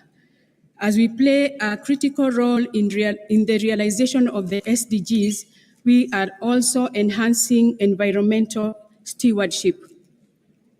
We welcome the proposed resolutions for UNEA 5.2 and look forward to working as partners in implementation. We are encouraged by many of you who recognize the role of the private sector. Business supports a global framework to address plastic waste. We encourage utilization of existing forums and organizations' platforms for discussions between member states and the business community to test solutions, analyze data gaps, and identify concrete actions that can be taken by a global agreement. Focusing on systems approaches to address plastic pollution will enable rapid scaling of innovations and investments necessary to reduce the sources of leakage and increase circularity of plastics. Business strongly supports the extension of the UNEP Special Program for Sound Management of Chemicals. We view the SP as critical to supporting developing countries in achieving the SAICM goals. The business community congratulates UNEP on its 50th anniversary and supports a strong political declaration for UNEP at 50. We welcome UNEP's policy to shift from bilateral partnerships to more engagements via platforms, networks, and campaigns to scale up business transformation. We are encouraged by UNEA's presidency recognition of the crucial role of business in realizing a sustainable future. Business is already making commitments and advancing in actions in areas of green finance, green jobs, green energy, and green businesses. To advance climate action, business is supporting the two key goals of COP26, that is, closing the climate finance gap and the need to develop and implement carbon sources and initiatives like the Pathways to Dairy Net Zero, Carbon Farming, and the Business Coalition on OP2B and the Soils Hub are contributing to meet the goals of the Paris agreement. Okay. I think we will appreciate that resource efficiency, sound management of waste and resources, and less I will have to ask you to conclude your statement. are profitable, not just for business, not just for the environment, but for business as well. Thank you, Mr. President. Thank you very much. I very much appreciate the statement on behalf of the industry major group, and I want to say, as we conclude this round of statements from the major group of stakeholders, that it's really important for us that you are here, that you are so active involved in the preparations. I had the pleasure to meet you twice, first digitally and then physically here, and took a lot of good input from you. While we governments are the ones who will sign international treaties, the implementation, but also the building of the understanding of the need to act requires a very strong partnership between governments and the private sector and the civil society broadly defined. So very much appreciate that we had those statements. We are now coming closer to the close of the opening part before we move on to one small item of elections and then the adoption of the agenda. But I have now learned that one delegation would like to ask for the point of order, and I will then ask the representative of Serbia to make his point of order. Thank you very much, Mr. Chairman. We do not want to spoil this incredibly important beginning of UNEA 5.2, which we support 1000%. I'm in fact one of the co-facilitators and have been working on Cluster 2. We support all of the progress in the environmental field, but I'm obliged just to point out that the statement which we aligned to that was read out by the EU was unfortunately not the one that was read out.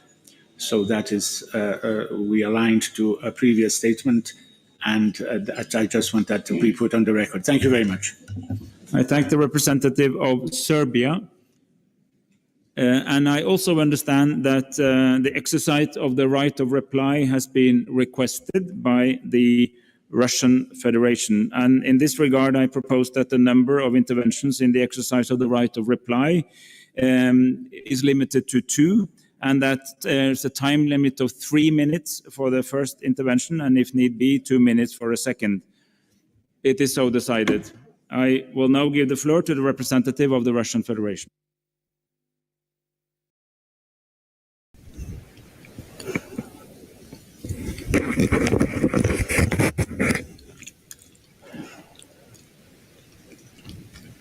Reply in connection with the EU relating to the situation in Ukraine. I would like to make it clear that the military special operation in Ukraine launched by Russia for the demilitarization and denazification of Ukraine was totally provoked by the Kiev regime itself. They had 8 years to settle the internal conflict by implementing the Minsk agreements. However, the Kiev regime from the outset chose to sabotage the agreements approved by a resolution of the UN Security Council. Over 8 years, they have not implemented a single point of the Minsk agreements. For 8 years, they never stopped shelling the residential area of the Donbas region, killing thousands of civilians and deliberately destroying civilian infrastructure of water, power, and food supply in the region. This was accompanied by systematic mass violation of human rights and massive campaigns of intimidation and terror against the people of Ukraine itself by the authorities and neo-Nazi groups. People were murdered, burnt alive, arrested, and tortured. Hundreds of innocent civilians disappeared. Media were closed. Political opponents were persecuted and arrested. And the European Union didn't pay attention. During all those years, Russia demonstrated patience in trying to convince Kiev to return to a political settlement. But over the last few weeks, Instead of stopping hostilities, the Kiev regime decided to escalate the barbaric and indiscriminate shelling of the cities and towns in Donbass, killing civilians after we exhausted all possible means to make the Kiev regime start a meaningful dialogue with the Donbass republics. Russia was left with no other option but to resort to enforcement of peace to stop the massacre. We do not intend to occupy Ukraine. We are not targeting civilians and civilian infrastructure of Ukraine. We want to stop the massacre. Those who are today concerned with the fate of Kiev regime and the environmental impact of the operation never noticed the sufferings of the people in Donbass being killed by the Ukraine military and neo-Nazi groups. This is hypocrisy. Thank you. The Russian Federation has now exercised its right of reply, which is as mandated in the statutes, and this will conclude the opening element of the session. I will now immediately, before I move to adoption of the agenda, I will actually draw your attention to agenda item 13, election of officers. Of course, come back to that later. It's for a reason it's number 13, but we have a special reason to address it now, because member states will recall that the Assembly elected His Excellency Mr. Reggie Nelson, Ambassador Extraordinary and Plenipotentiary of Suriname, as Vice President for the 5th session of the Assembly on 9 February 2020. And in this regard, I have been informed by the Secretariat that the government of Suriname has nominated His Excellency Silvano Chong An, Minister of Spatial Planning and Environment, to replace His Excellency Mr. Reggie Nelson as Vice President for the 5th session of the Assembly. And in accordance with Rule 19 of the Rules of Procedure of the Assembly, may I take it that the Assembly wishes to elect by acclamation His Excellency Silvano Chong An, Minister of Spatial Planning and Environment, as Vice President of the Assembly for the remainder of the term of His Excellency Ms. Reggie Nelson, that meaning the resting of these few days. I see no objections, so it's so decided. On behalf of the Assembly, I would like to congratulate His Excellency Silvano Chong An on his election and look forward to our close cooperation with the rest of the Bureau members.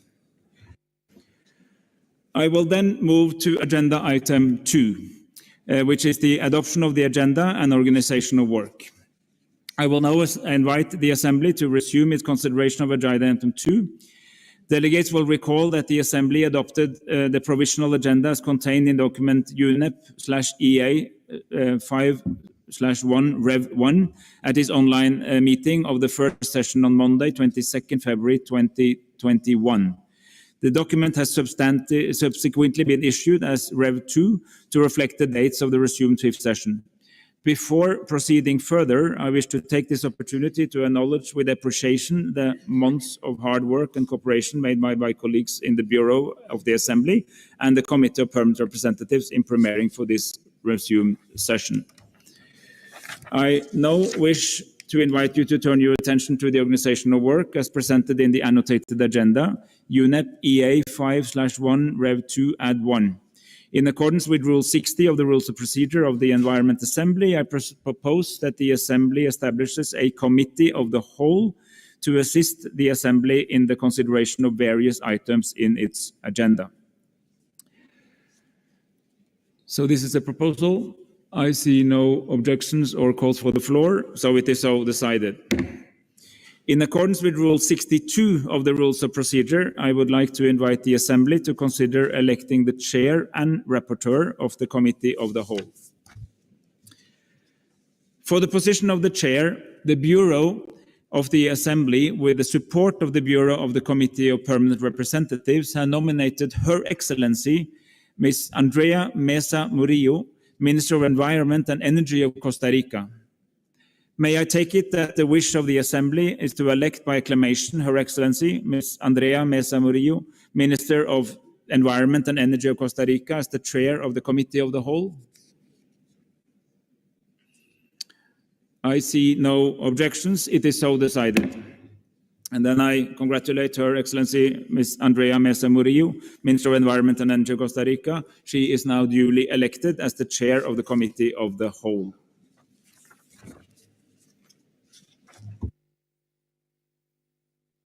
For the position of the rapporteur, the Bureau of the Assembly has nominated Her Excellency Ms. Selma Haddadi, Ambassador and Permanent Representative of Algeria to UNEP.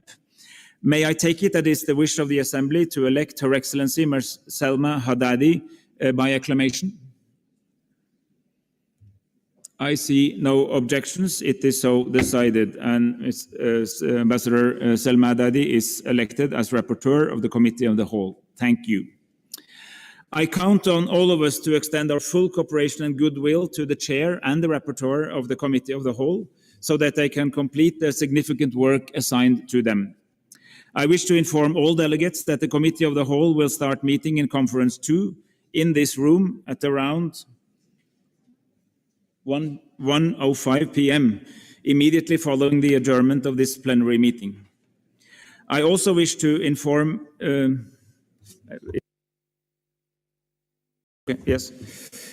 I also wish to inform you that upon the finalization of this work, the Committee of the Whole will report back to the Assembly at its closing plenary to be held on Wednesday, 2nd March.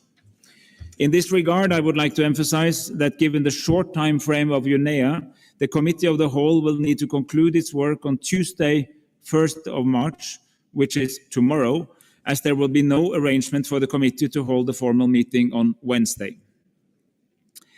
Now let me turn the attention of the Assembly to the allocation of items on its agenda. I propose that the Assembly allocates the consideration of Agenda Item 5, International Environmental Policy and Governance Issues, and Agenda Item 11, Provisional Agenda and Dates of the 6th Session of the Environmental Assembly, to the Committee of the Whole. And also that Agenda Item 9 on the commemoration of the UNEP by the UN Conference of the Human Environment held in Stockholm from 5th to 16th June 1972 is also allocated to, in the same way, to the Committee of the Whole. The intention of this proposal is to allow the committee to expeditiously prepare and finalize for consideration by the Assembly of any outstanding proposals. I see no objections or requests for the floor. It is so decided.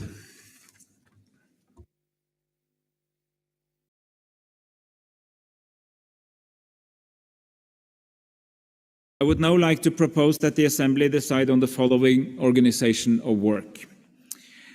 That the time limit for statements in explanation of position before action and after action on the proposal be limited to 3 minutes. That delegation should exercise the right of reply at the end of the consideration item. That the number of interventions in the exercise of the right of reply for any delegation at a given meeting should be limited to 2 per item. That the first intervention in the exercise of the right to reply for any delegation on any item at a given meeting should be limited to 3 minutes, and the second intervention should be limited to 2 minutes. I hear and see no objections. It's so decided. The Assembly has thus concluded this stage of its consideration of Agenda Item 2. And I will then invite the Assembly to resume its consideration of Agenda Item 3, Credentials of Representatives. In consultation with the Bureau of the Assembly, it is recommended that we defer this agenda item to the last closing plenary on Wednesday, 2nd March 2022, to allow sufficient time for the Bureau to examine the credentials of representatives and submit its report to the Assembly. I see no objections. It is so decided. The Assembly has thus concluded this stage of the consideration on agenda item 3. For those delegations that have not yet done so, please submit your credentials to the conference officers seated to my left at your earliest convenience. I now invite the Assembly to resume its consideration of agenda item 4, report of the Committee of Permanent Representatives. And I have the distinct honor to invite my colleague and good friend, Her Excellency Ms. Luisa Fragoso, Chair of the Committee of Permanent Representatives and Permanent Representative of Portugal to UNEP, to present the report of the committee, focusing on the key outcomes of the fifth presumed session of the open-ended committee, which concluded last Friday. You have the floor, Louisa.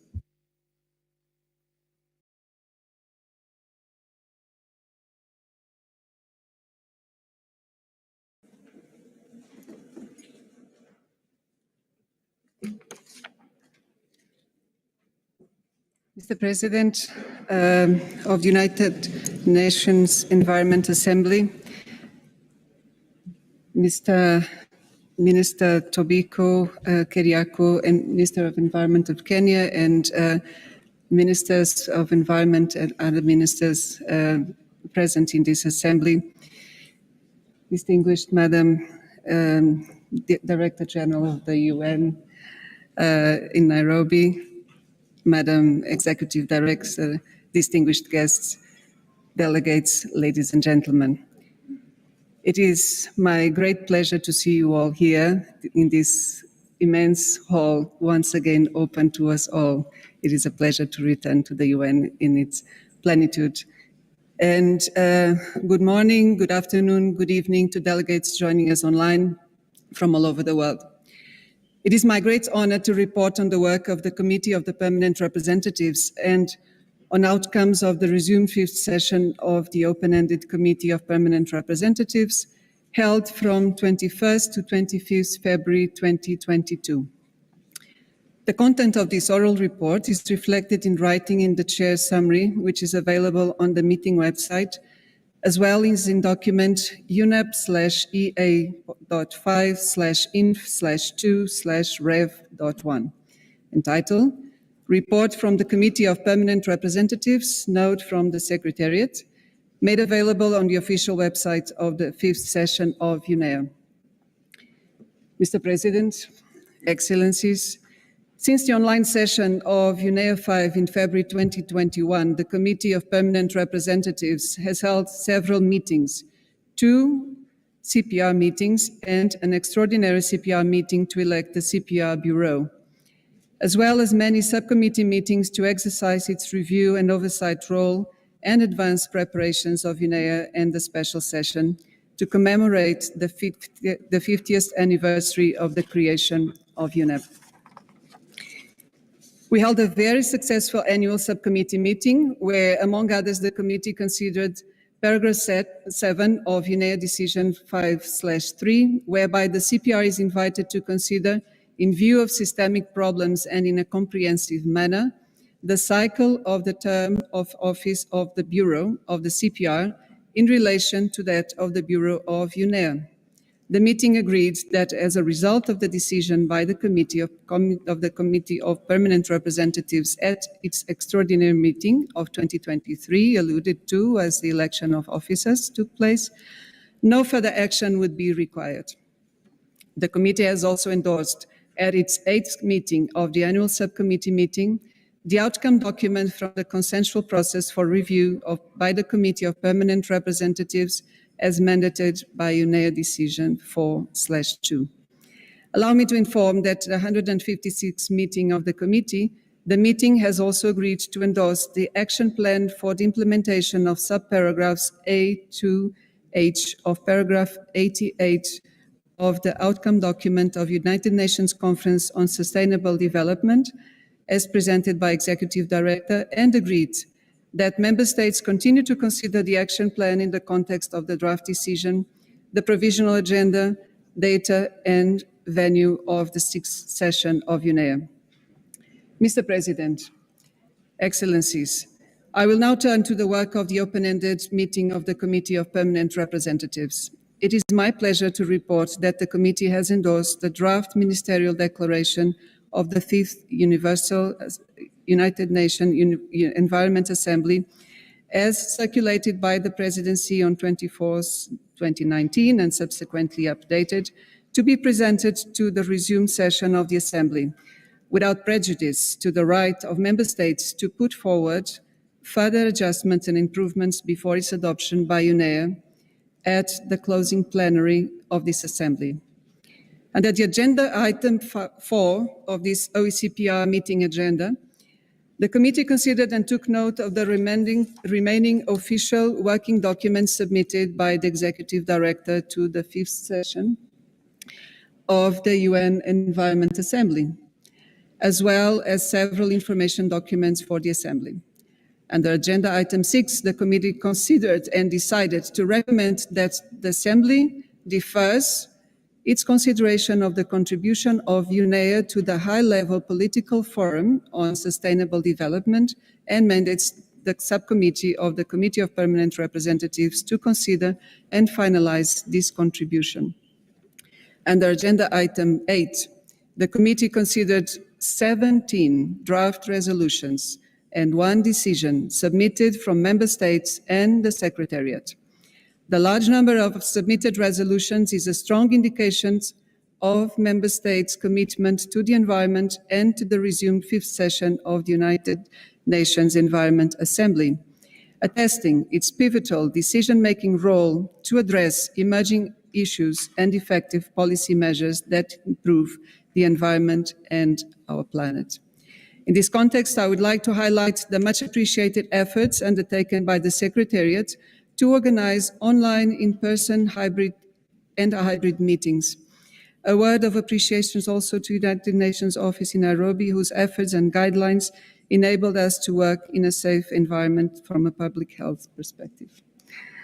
Thus, Member States have been able to actively participate and engage in person and online.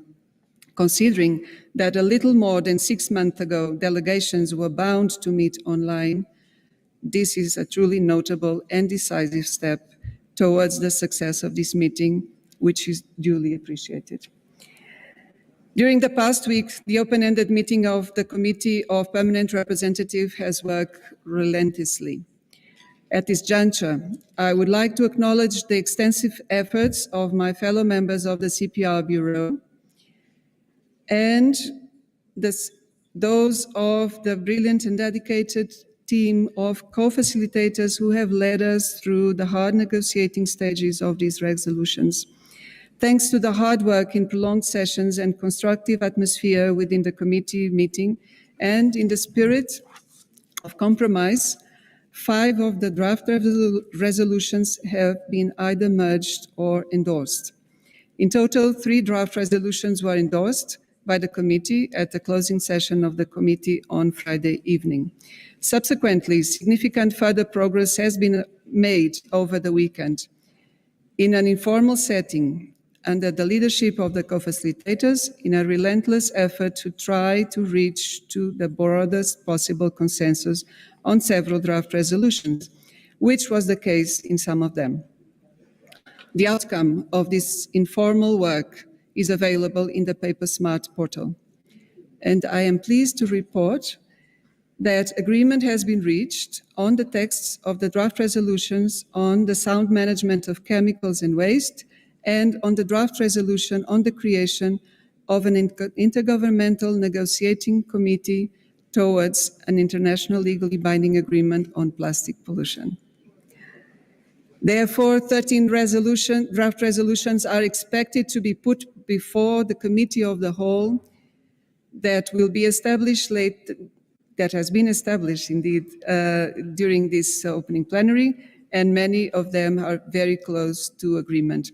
I have no doubt that we will see a significant number of drafts agreed at the closing plenary of the Assembly under your able leadership, Minister Mesa from Costa Rica.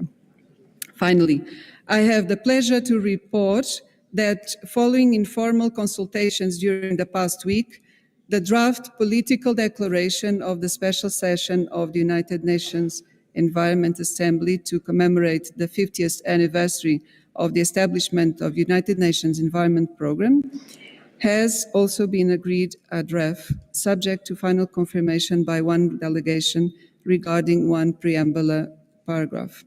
This draft is also expected to be considered and endorsed by the Committee of the Whole.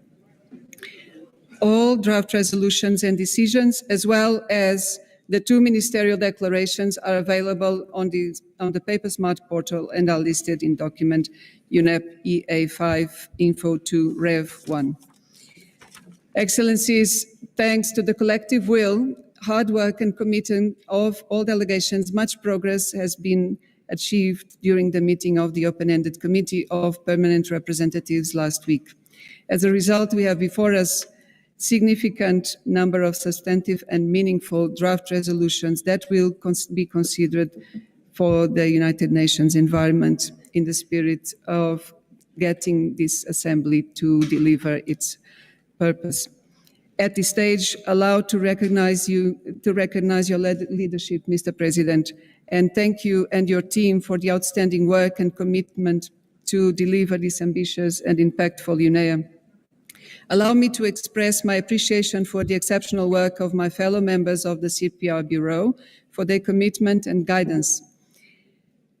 To you, Mr. Ambassador Erasmus Martinez, Vice Chair of the CPR, for the coordination work related to the draft resolutions and decision. Thank you very much.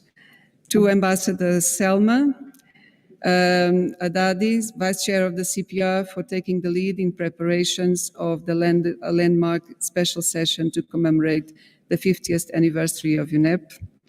Thank you very much. And last but never least, to the permanent representative Ado Lomus, Vice President of the CPR, and to Ambassador Sakle Sida, Rapporteur of the CPR, for their unwavering efforts to deliver an ambitious political declarations for UNEP at 50. Through you, I would like to extend my recognitions for the solid contributions of your teams to the process. A special word, if you allow me, goes to my team as well. Thank you very much. I would also like to take this opportunity to express our acknowledgement for the leadership of the ED and my deep appreciation and gratitude to the colleagues from the Secretariat for all the support provided to this committee. Throughout the many meetings held in virtual and hybrid format, they have so ably supported us by providing expertise and background information, logistic support, legal advice, and screen editing. A special note of thanks to the interpreters and translators who keep multilateralism a space also of multilingualism. Before I conclude, I also wish to evoke my predecessor, His Excellency Mr. Fernando Coimbra, Ambassador of Brazil, who led this committee until June 2021. In the same way that we share our Portuguese language, we had also the honor to chair the CPR respectively in preparation of the 2 sessions of this assembly. I would like to thank him through you, Mr. Ambassador Silvio Albuquerque, and he surely remains in our memory. With that said, I hereby conclude my report on the outcome of the Open-Ended Committee of Permanent Representatives to the Plenary of the 5th session of United Nations Environment Assembly for this consideration. Asanteni sana. I thank you.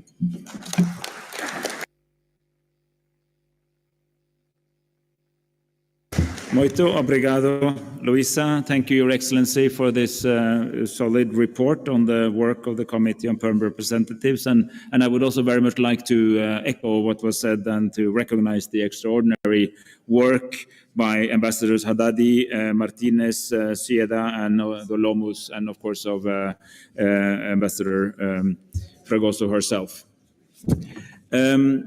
As stated by the Chair, the following draft resolutions are recommended by the Committee of Permanent Representatives for adoption at the present session of the Assembly. These are Animal Welfare, Environment and Sustainable Development Nexus, UNEP/EA 5/L10.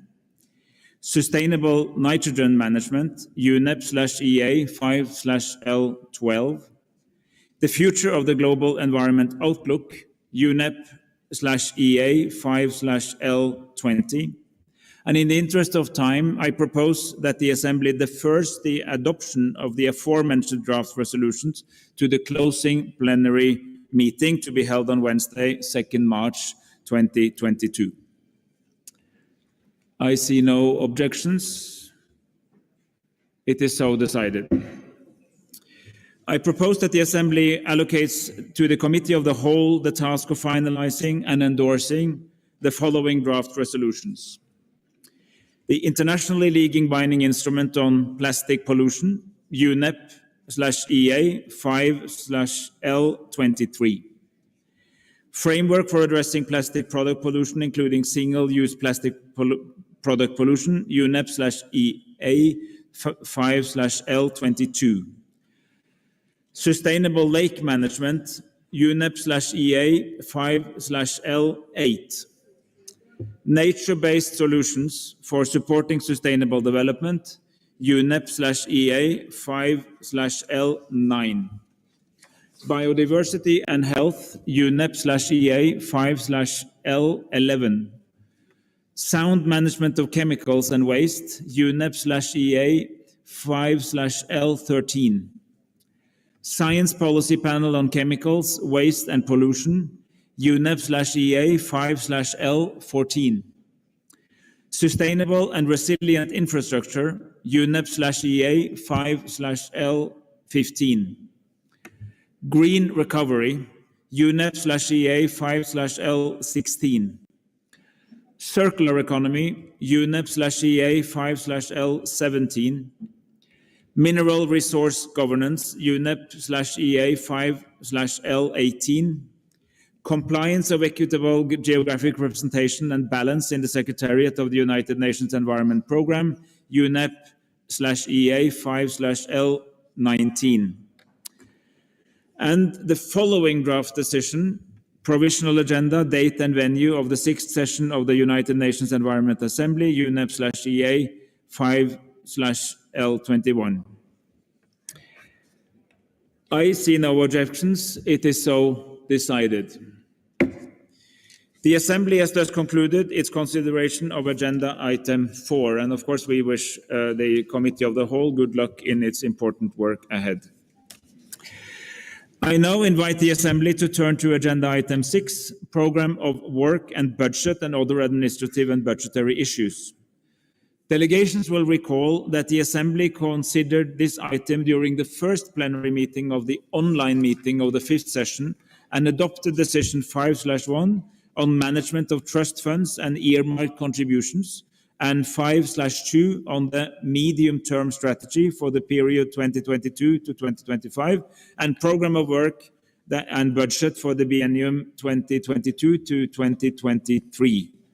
There being no other matters under this item, the Assembly has thus concluded its consideration of Agenda Item 6.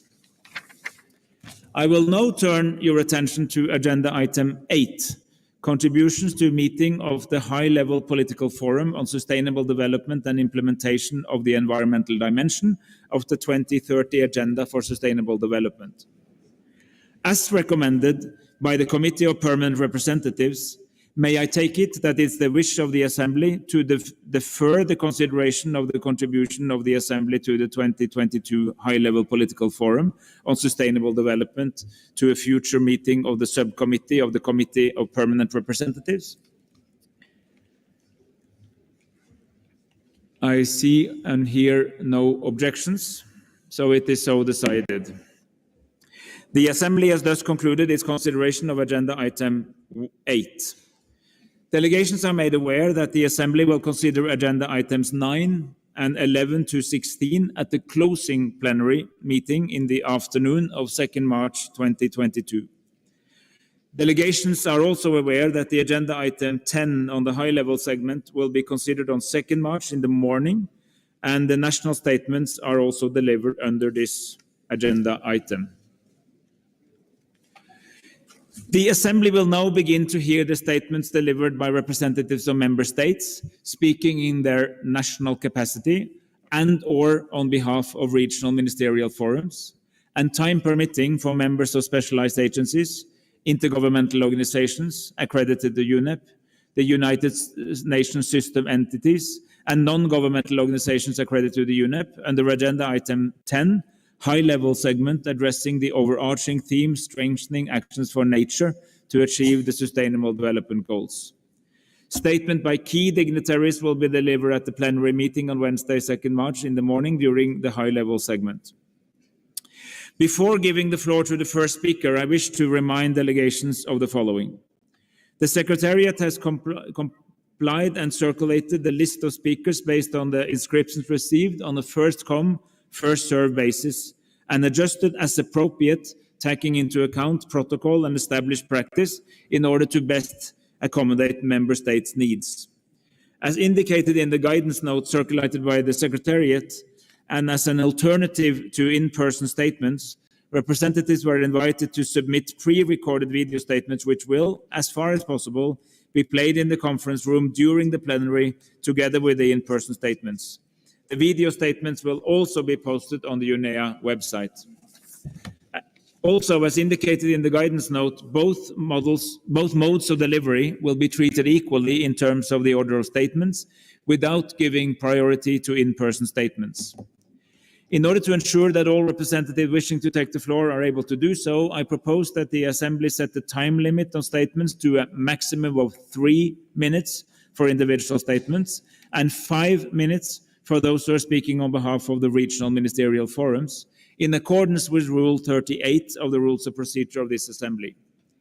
Furthermore, I would propose that the Assembly makes an exception of this time limit for statements held by heads of state and government addressing this Assembly. Delegations are encouraged to send their written statements to the Secretariat to facilitate interpretation and for posting on the website. May I take it that the Assembly agrees to proceed accordingly? I see and hear no objections. It is so decided. May I remind delegation that the list of speakers is available at the entrance of the conference room. And before I invite our first speaker, I want to inform delegates that the timer is set in front of the speaker in order to monitor the allocated time while speaking. The microphone will automatically turn off after the allotted speaking time and a small grace period. I urge all delegates to deliver your statement within the allotted time and at a reasonable pace, so that interpretation in the other official United Nations languages may be provided properly. And it is now my honor to invite Dr. Ali Salyegehe, Vice President and Head of the Department of Environment from the Islamic Republic of Iran. All right.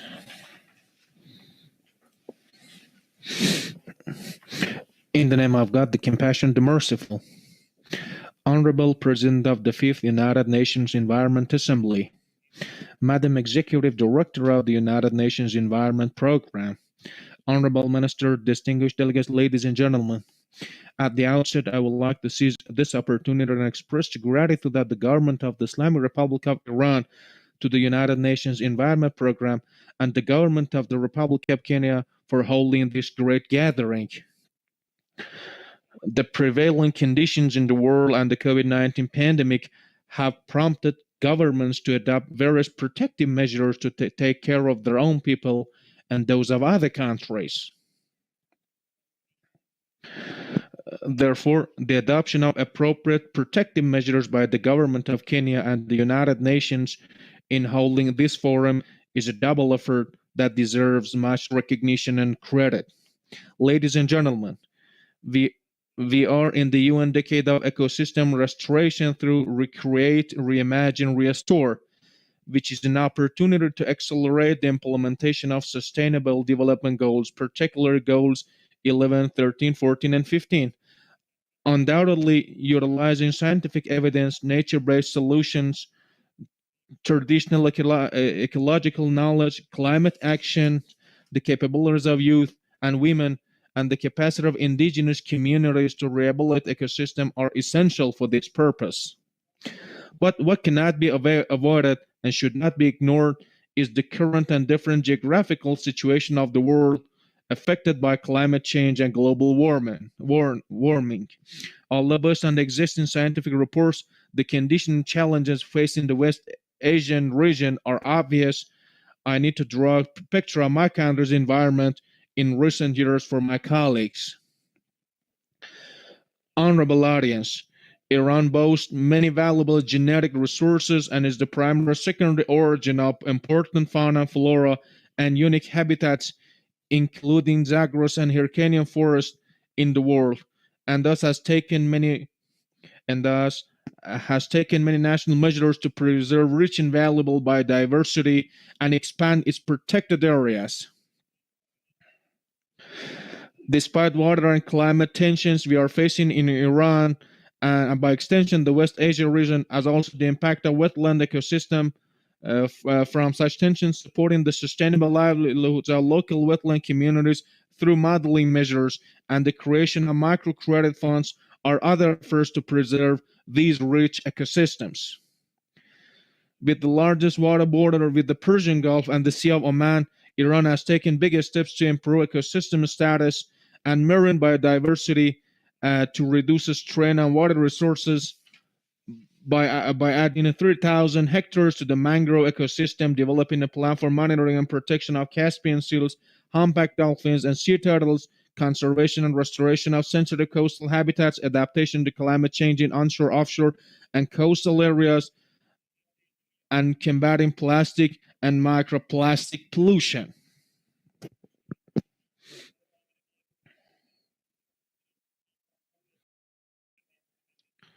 Well, but this all have been done in order to improve the marine diversities. Other national measures and initiatives of the Islamic Republic of Iran are formulation and development of the National Action Plan for the protection of the marine environment in the 4 priority areas of climate change, biodiversity, marine pollution, and public partnership and capacity building, and also increasing coastal and marine protected areas under management up to more than 580,000 hectares.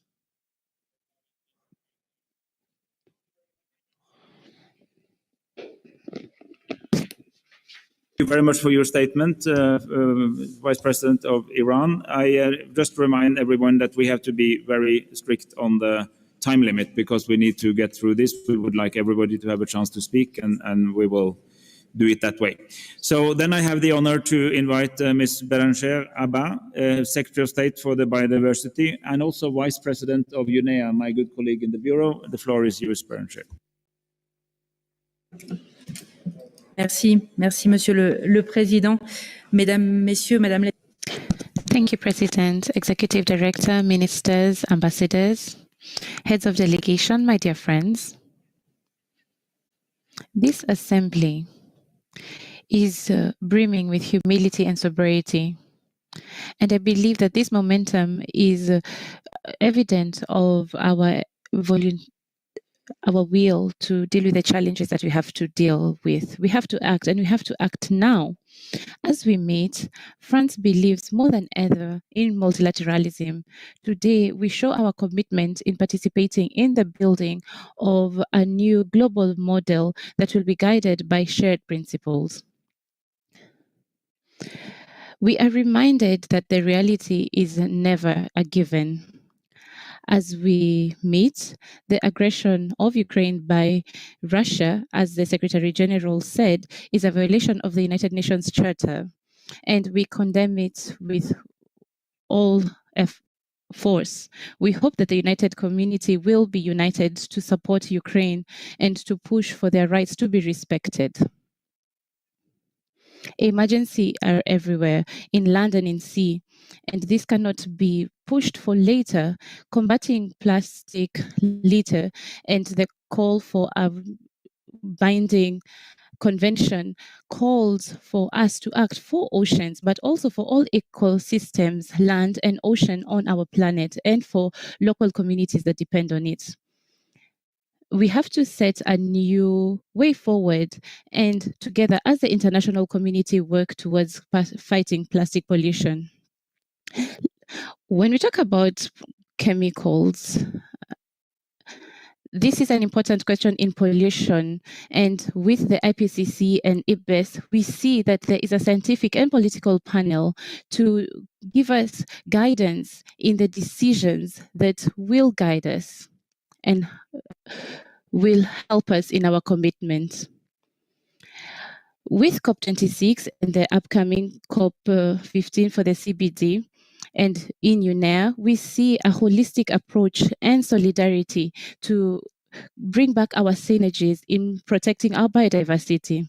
So nature-based solutions and water management are issues that are of great import in our actions, and this has to be carried out through the leadership of UNEP. Our goal of 30 by 30, protecting our lands and our oceans by 2030 at global level, are of course of great benefit for biodiversity, but also for the people.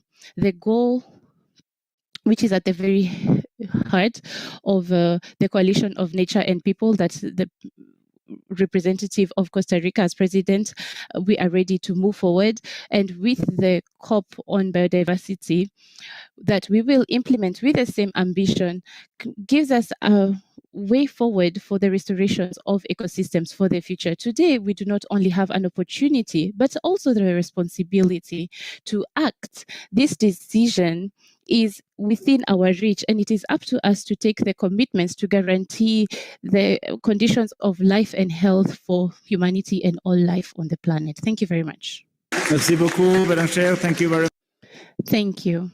I now have the great honor to invite Ms. Andrea Mesa Murillo, of course, the Minister of Environment and Energy, also Vice President of UNEA, and a recently elected Chair of the Committee of the Whole. The floor is yours, Andrea. Excellencies, dear delegates, I wish to begin by thanking the Presidency and the Executive Director and the UNEP Secretariat for the excellent work and for guiding us through this process. Also, my deep appreciation to the government of Kenya for their hospitality and for receiving us so warmly.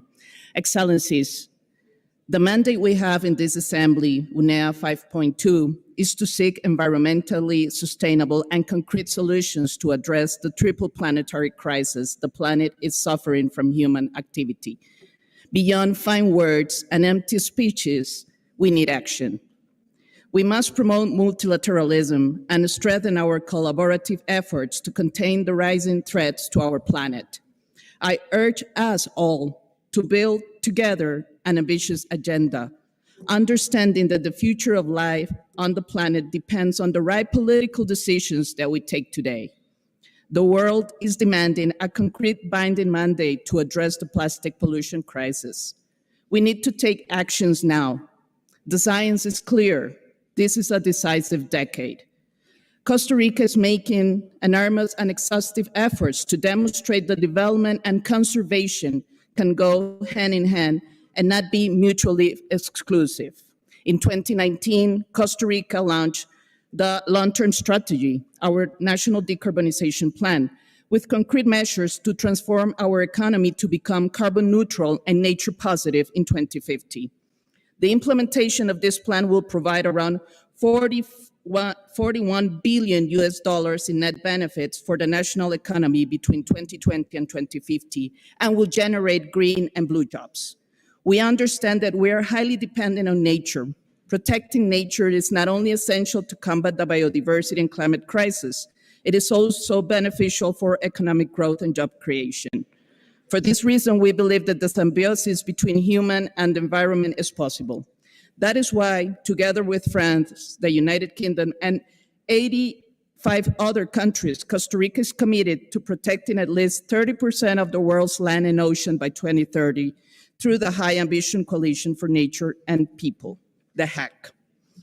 Costa Rica also announced the extension of the marine territory of Coco Island National Park, as well as the creation of Bicentennial Marine Management Area.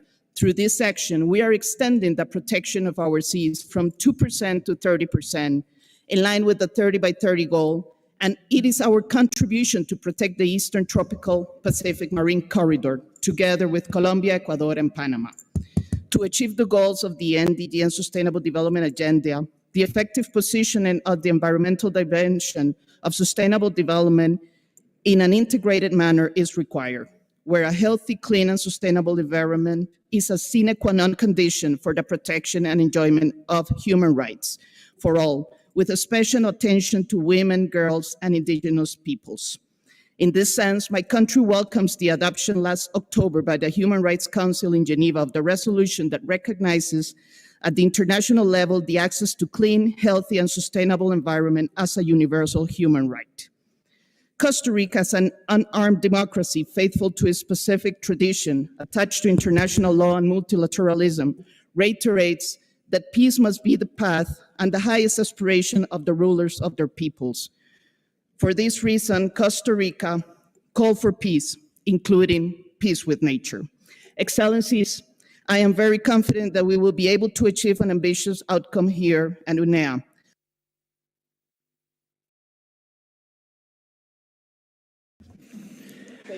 Thank you. Muchísimas gracias, Minister Murillo. Thank you very much for your statement. Before I give the floor to Ms. Barbara Creasy, for Minister of Forestry, Fisheries, Environment, and Vice President of UNEA, Minister of South Africa, I would now hand over the chairmanship of the Assembly to my good colleague and Vice President of the UNEA Board, Madam Lakshmi Devanti, who is now here, and you will take over for a while. And we will share the sharing of this meeting among the members of the Bureau. So over to you now.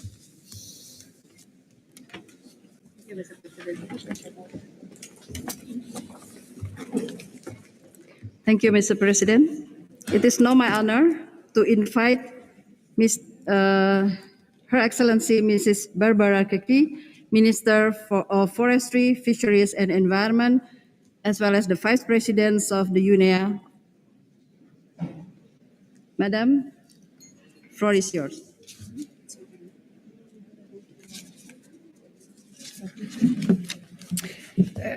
Thank you very much, Excellency and Chair of our session. Allow me to acknowledge the President of UNEA, the Executive Director of UNEP, fellow ministers, ladies and gentlemen. It is a great privilege to address you at this resumed fifth session of the United UN Environment Assembly. Let me commend the President of UNEA and the Secretariat for the hard work in ensuring that we are able to meet physically despite the challenges of the COVID-19 pandemic. I'm also grateful for the warm hospitality accorded to us by the government and the people of Kenya. As an international community, we meet to collectively strengthen the multilateral response to critical issues facing our planet. South Africa expresses its full support for the draft resolutions tabled by the Africa Group and wishes in particular to highlight the importance of adopting a resolution on green recovery from the impacts of the COVID-19 pandemic during this session. UNEA 5 sends a strong message that the three pillars of sustainable development are indivisible, and hence that nature needs to be factored into all our social and economic activities. At the same time, we should be cautious about undefined concepts such as nature-based solutions that run the risk of suggesting that nature on its own can be a panacea to heal the devastating wounds inflicted on the planet by humankind. South Africa is in support of addressing the issue of marine litter and plastic pollution in line with the position of the African continent. We underscore the need to adopt a circular economy approach that considers the full life cycle of materials to address the crisis of waste and pollution. Furthermore, we are in support of mandating the Executive Director of UNEP to establish an intergovernmental negotiating committee to negotiate an internationally legally binding instrument on plastic pollution. In addressing the global environmental challenges of climate change, desertification, biodiversity loss, pollution, and waste management, it is essential to maintain momentum behind a collective multilateral response and to adhere to the Rio principles, in particular equity and the common but differentiated responsibilities and respective capabilities. We further also need to emphasize that the mandates of the respective Rio conventions need to be respected. Honourable delegates, as you have heard, the African continent will be hosting two important environmental meetings this year. As South Africa, we look forward to working together with the hosts to ensure successful outcomes to these meetings. Given Africa's special needs and circumstances, I cannot overemphasize that the means of implementation, including capacity development, appropriate technology transfer, and financial resources are critical to addressing the environmental challenges we face today. I thank you.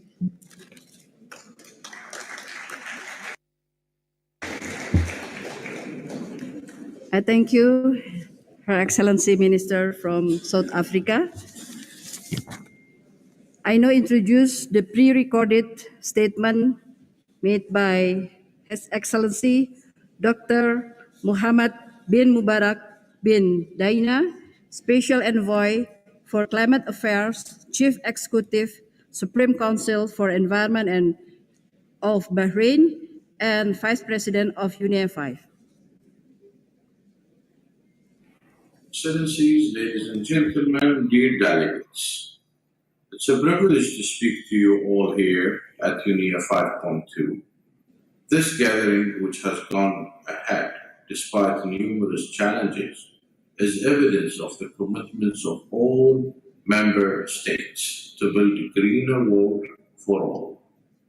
From climate change to plastic pollution to degraded biodiversity, we can only tackle the challenges we face today through strong international cooperation.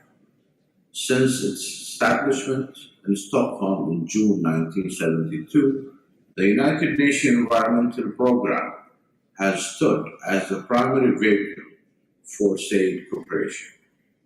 What lays before us today is the most challenging road of any of us has ever walked. Climate change stands paramount among all environmental and social issues, as its impact will not leave a single life on the planet unaffected in one way or another. Bahrain recognized the scientific consequences regarding the reality of global warming and climate change. While Bahrain is responsible for approximately 0.7% of global greenhouse gases, the Kingdom recognized that mitigation climate change is collective responsibility, as such as pledged at COP26 to achieve net zero emission by 2060. This will be through a set of ambitious interim targets, the first of which is a 30% reduction in greenhouse gases by 2035. Greenhouse gases reduction will be made through decarbonization, increasing energy efficiency, and increase the Kingdom renewable energy capacity. Bahrain also looks toward nature-based solutions to mitigate and adapt to climate change. Bahrain has set the target of overcoming a decade, doubling green coverage, and quadruple the mangrove coverage. In addition to its efforts towards climate change, under the vision of His Majesty, the King of Bahrain, has taken several steps to reduce plastic pollution. The Kingdom has banned the import of all plastic waste. Moreover, it has set a regulation regarding plastic composition, ensuring that all plastic products are degradable. To enhance recycling, Bahrain has recently banned all single-use water bottles that have a capacity of less than 200 ml. His Royal Highness the Crown Prince and Prime Minister strongly believe in reducing plastic pollution, approving a ban of a single-use plastic bags. Additionally, the Kingdom is currently studying and assessing several natural alternatives to single-use plastic products. Bahrain integrated national waste management strategy aims to reduce plastic pollution. People around the world look toward us for action. To meet the challenges of today and ensure a brighter tomorrow, we must work together.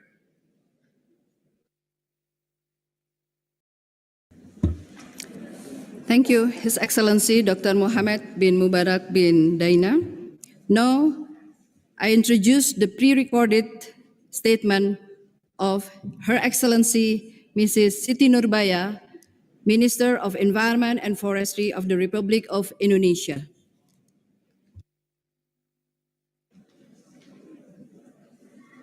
Mr. President, Excellencies, and distinguished delegates, I thank you for the invitation to share our thoughts in highlighting the pivotal role environment plays in our lives, which is based on field practices and scientific sensing.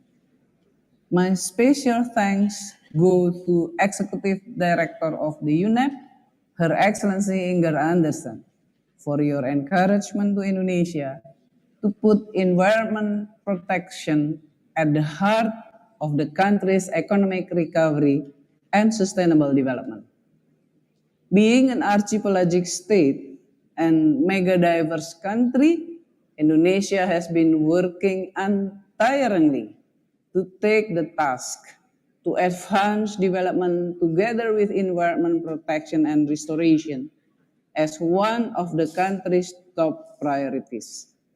The exploration of knowledge, policy preparation, exercises, and articulation, as well as policy implementation into action on the ground, are also invaluable to support this effort, among others, through land rehabilitation, reforestation and conservation, as well as maintaining the natural dense vegetation cover and natural succession of the land unit and ecosystem. All of these measures have been done simultaneously and all is directed according to our Omnibus Law in 2020. Concerning the situation of global lakes, we would like to seek the kind support of all member states and relevant international organizations to jointly undertake and implement sustainable lake management.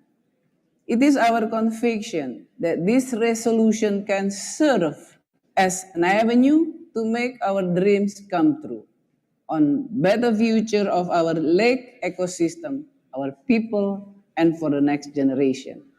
In this regard, we would also need support from UNEP to facilitate the mainstreaming of sustainable lake management in the global agenda and strengthening collaboration among member states. Mr. President, Excellencies, and distinguished delegates, let me conclude by emphasizing that to strengthen actions for nature to achieve the Sustainable Development Goals, national action by itself is not enough. Collective actions and global partnership are imperative if we are to tackle global environmental challenges. Hence, Indonesia supports this forum to strengthen our collective cooperation and lead the world towards sustainable recovery. Now is the time to walk the talk, to act for nature. I thank you.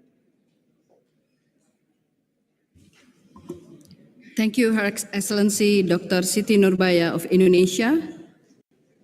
I now introduce the pre-recorded statement of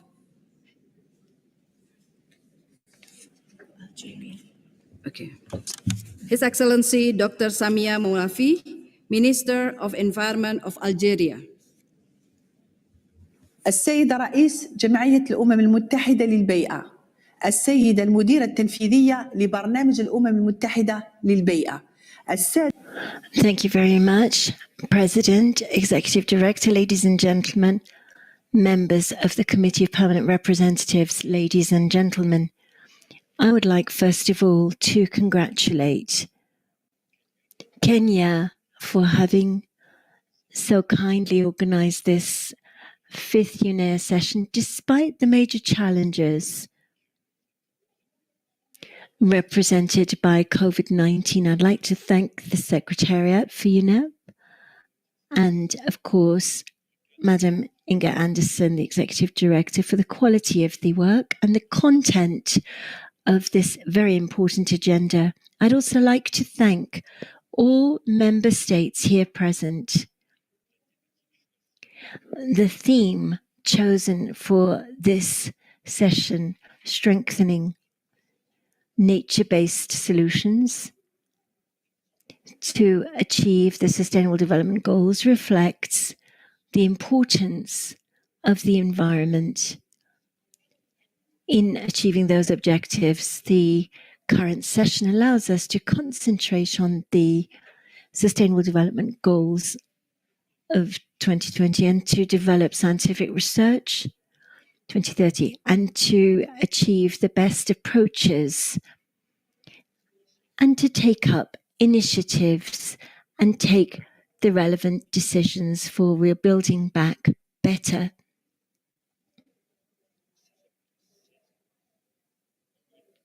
Taking into account the transformations that the world has undergone, particularly due to COVID-19.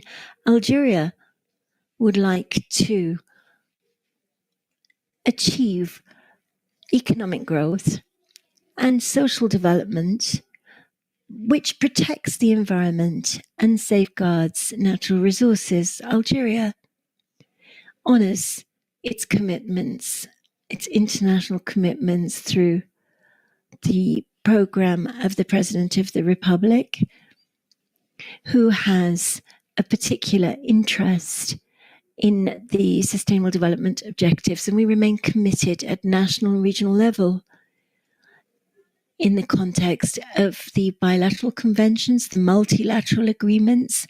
Algeria is firmly committed to the improvement of the national legal framework, including elements relating to the environment in our national policies and including civil society to carry out these activities and government initiatives which have as their end the aim of improving the life of our citizens. And this is one of the goals of the President of the Republic. Sustainable development, however ambitious it is, cannot achieve its objectives without a real mobilization and a close partnership with civil society. During this UNEA 5.2, I would like to reiterate the commitment of Algeria to the principles of sustainable development, the 17 Sustainable Development Objectives over the next few years. It's our responsibility, our joint responsibility, to work and to take the relevant decisions for a sustainable future, which we all wish to be able to bequeath to future generations. Thank you so much for your attention. Thank you, Her Excellency, Minister of Environment of Algeria. It is now my honor to invite Her Excellency Ms. Katabi Zakia, Minister of Climate, Environment and Sustainable Development and Green Deal of Belgium. Your Excellency, you have the floor. Thank you. Madame la Présidente, chers collègues, Excellences, Mesdames et Messieurs. President, dear colleagues, ladies and gentlemen, we align ourselves to the statement made by the European Union. Nature at the heart of sustainable development is a given. The good health of our nature depends on human health. Degradation of nature has direct impact on international security and national security. Biodiversity of species and areas has direct impact on agriculture, fishing, building, biotechnology, among others. But despite all the advantages that we have gained from nature, it is threatened. Biodiversity is disappearing around the world at record speeds. We have to increase our efforts to protect our natural heritage and to contribute to concrete action. Multilateralism is a key to this because together we come up with better solutions. It is with pleasure that I share with you some of our positions and our experiences as Belgium. We are in line with the 2030 European biodiversity policy and the Belgian policy. Belgium is part of HALC and the Nature and People Action, taking up different actions. There are very many advances, but we still have a lot to go. We support the negotiation for biodiversity that is transformative and effective. And during COP15 on biodiversity, we support the adoption of all resolutions. We continue to highlight that there is a need for regulation of chemical waste guided by science. It is necessary to have an intergovernmental independent panel of experts to guide our action in chemical waste and pollution. During this UNEA session, we have a unique opportunity to together combat public pollution and litter.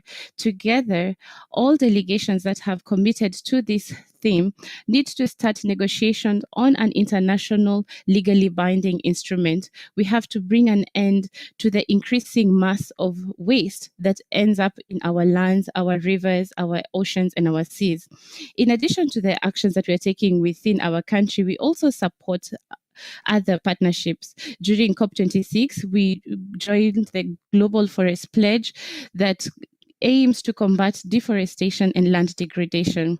We have also increased our financing for climate and aligned our financing to do with biodiversity. In the Sahel, we contribute to the Great Wall Initiative and we aim to promote the living standards of the population there.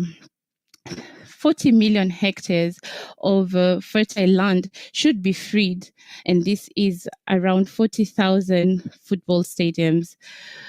Environmental policies need to be regarded together with poverty and social inequality. We support UNEP and UNDP in environmental action for sustainable development. And in conclusion, we have been long-time supporters of UNEP and UNEA, and this is close to our heart. We call for strengthening of our collective partnership with UNEP as the environmental agency within our planet and even beyond. So thank you very much.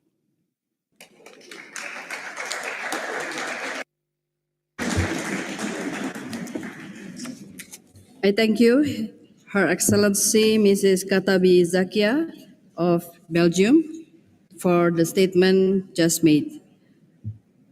It is now my honor to invite His Excellency Mr. Jassim Abdul Aziz Hamadi Al-Muhammadi, Minister Technical Deputy Ministry of Environment of Iraq. Your Excellency, you have the floor.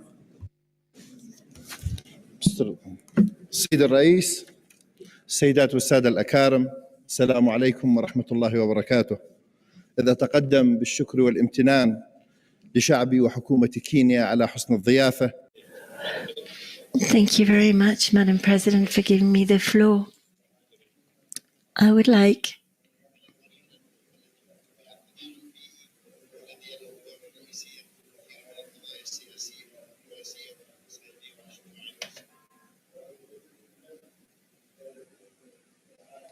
ولذلك اهتمت جمهورية العراق بشكل متزايد بالقطاع البيئي من خلال Good afternoon. Thank you very much, Mr. President. I would like to thank all of you and to convey my thanks and appreciation to the Kenyan government and people. On the other hand, I would like to stress that we would like to increase our flexibility and to mainstream the climate work into our action plans in order to encourage our transition into green economy. We are going to increase renewable energy as well as clean energy and technology transfer in order to reduce green gas emissions and to support nature-based solutions. We are going all efforts in order to reduce the impact of climate change as well as the deterioration of nature. We are going to support the private sector as well as the civil society organizations in order to take part in our environment work in order to achieve 2030 SDGs. The interest of Iraq is joining the Minamata Convention in order to have comprehensive environmental management. We are going to declare our protected area in order to support our efforts to encourage these actions. As a matter of fact, we are going also to confront all these challenges, and we have adopted an initiative, and this initiative is called after the most important two rivers in our countries.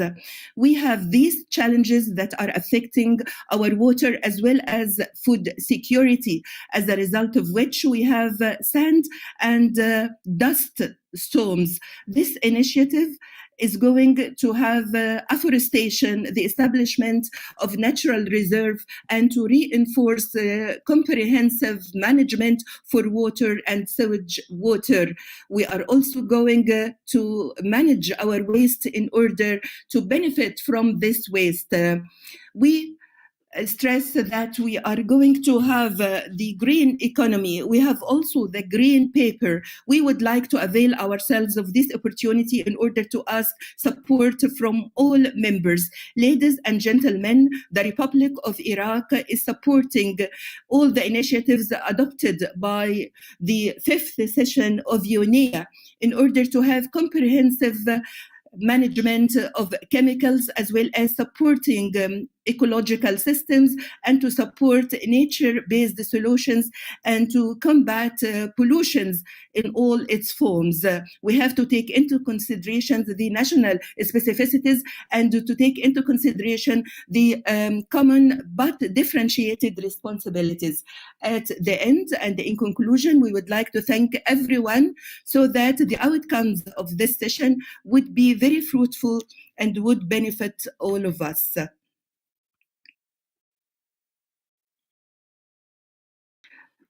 The sound has interrupted. Thank you very much, Your Excellency.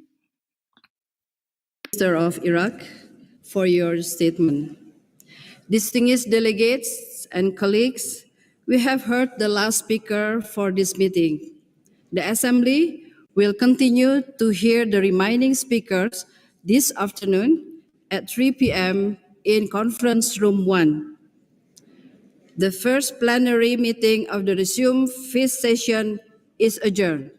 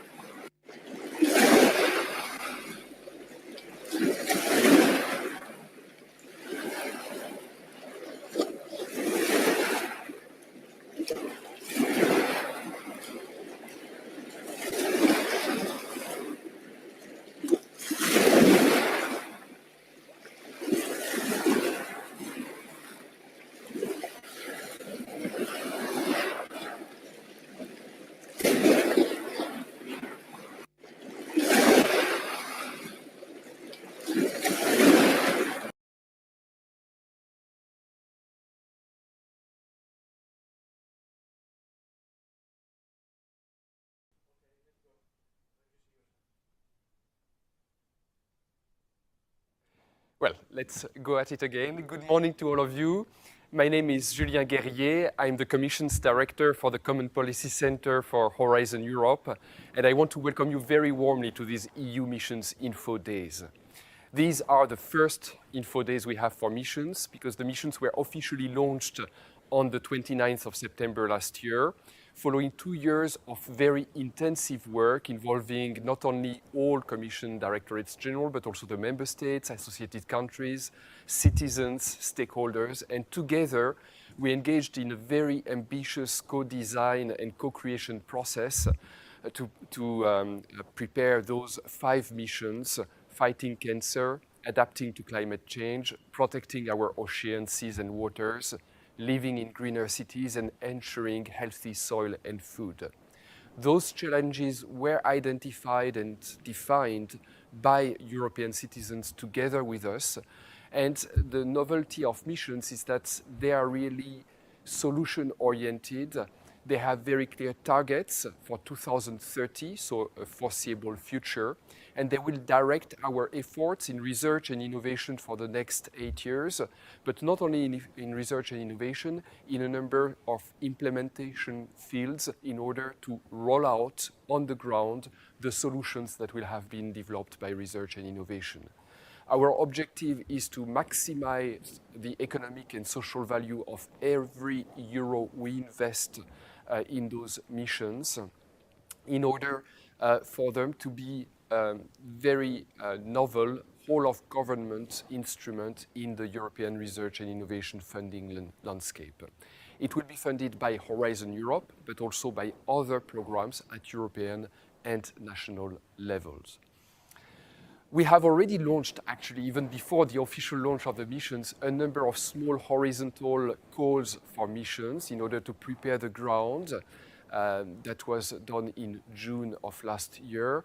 Those calls paved the way for the scaling up and the new calls that are going to be introduced today, and that are the real full rollout of the missions work program. These new calls will enable us to hopefully reach these ambitious objectives that we have set for the European Green Deal, for Europe Fit for the Digital Age, for the Beating Cancer Action Plan, and an economy that works for people as overarching priorities of this Commission. The missions have an objective to create a healthier, greener, digital Europe for its citizens at the horizon of 2030. And the results of the calls will really be key to achieve these targets. Now, during these info days, we will have more information given to you on how to prepare for these calls, how to find the right partners for your consortia, and we will present to you the wide range of calls that are being launched now.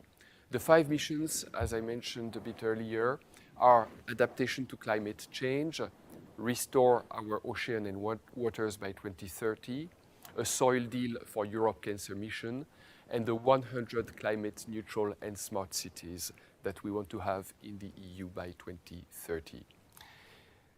These calls were launched just before Christmas for most of them, and with this new work program, we want to roll out, implement these research and innovation aspects of the missions for the first stage of the implementation phase. We will start today by the Oceans mission, restore our ocean and waters by 2030. You will then have a second session after lunch with the cancer colleagues, and the day will be closed with a session focusing on how to prepare and submit a successful proposal. Tomorrow, we will continue and have 3 sessions for the 3 other missions: adaptation to climate change, the 100 climate neutral and smart cities by 2030, and the soil deal for Europe mission. This will conclude those 2 days of information on the 5 missions and the calls that we have launched.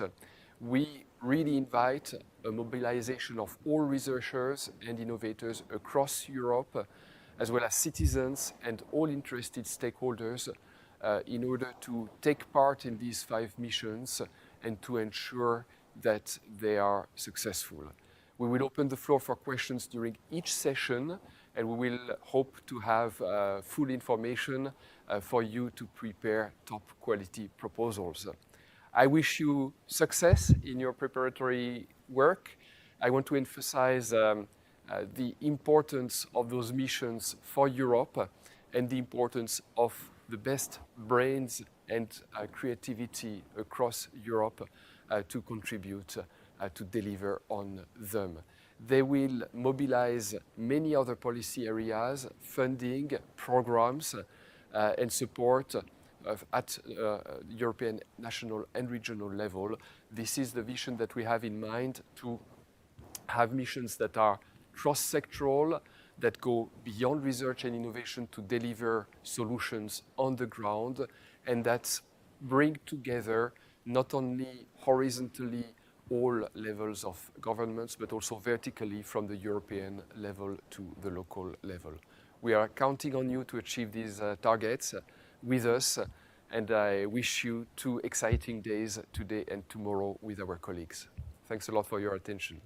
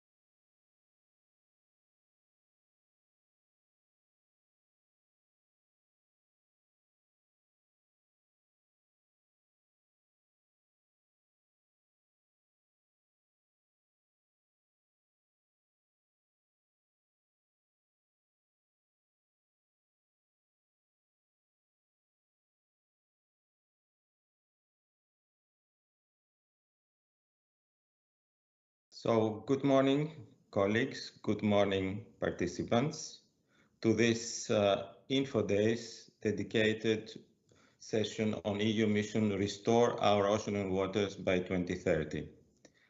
I would like to thank my colleague Julien for the introductory words he made opening the day regarding all the EU missions. And I would like to introduce also myself. I am Christos Economou. I am the acting director in DG Mare, dealing with maritime policy and blue economy, and I'm the mission manager for this particular mission on ocean and waters. I would like to recall what Julien said, that the EU missions are one of the main novelties of the new research and innovation program, Horizon Europe, under its Pillar 2, named Global Challenges and European Industrial Competitiveness. The EU missions are expected to support Europe's transformation into a greener, healthier, more inclusive and resilient society. They aim to bring tangible benefits to people in Europe and engage Europeans in their design, implementation and monitoring. Following the adoption of the European missions by the Commission in 29 September 2021, the missions have now entered their operational phase. The aim of today's event is to provide information on the new calls and funding opportunities included in the amendment of Horizon Europe Work Programme for 21-22, which was adopted on 16 December last year. In particular, we have the pleasure to present the topics that will launch the first wave of activities of the EU mission Restore Our Ocean and Waters by 2030. The Horizon Europe Work Programme amendment has been co-created by the European Commission services and member states.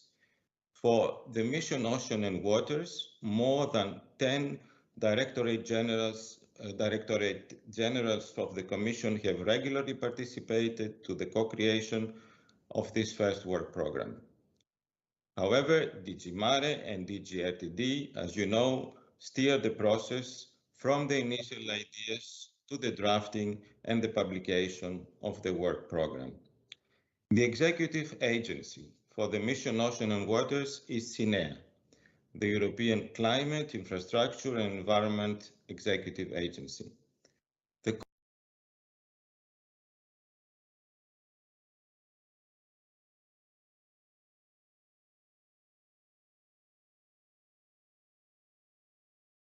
The officers in policy DGs and project officers in SINEA. The work programme is designed to implement the priorities and actions agreed in the implementation plan for the mission, which, as I said, was issued by the Commission last September and is available in the Commission website. Now, by applying to calls, the applicants are joining a collective endeavour, a joint mission to restore our oceans and waters. As such, the applicants and successful projects will be encouraged to connect, exchange and cooperate to make change happen on the ground. The first work programme supports the development and piloting phase of the Ocean Mission, which runs up to 2025. Special emphasis is placed to the concept of the mission lighthouses, to be activated in 4 European sea and river basins. They are conceived as project portfolios and will be the main implementation vehicle of the mission in this first phase.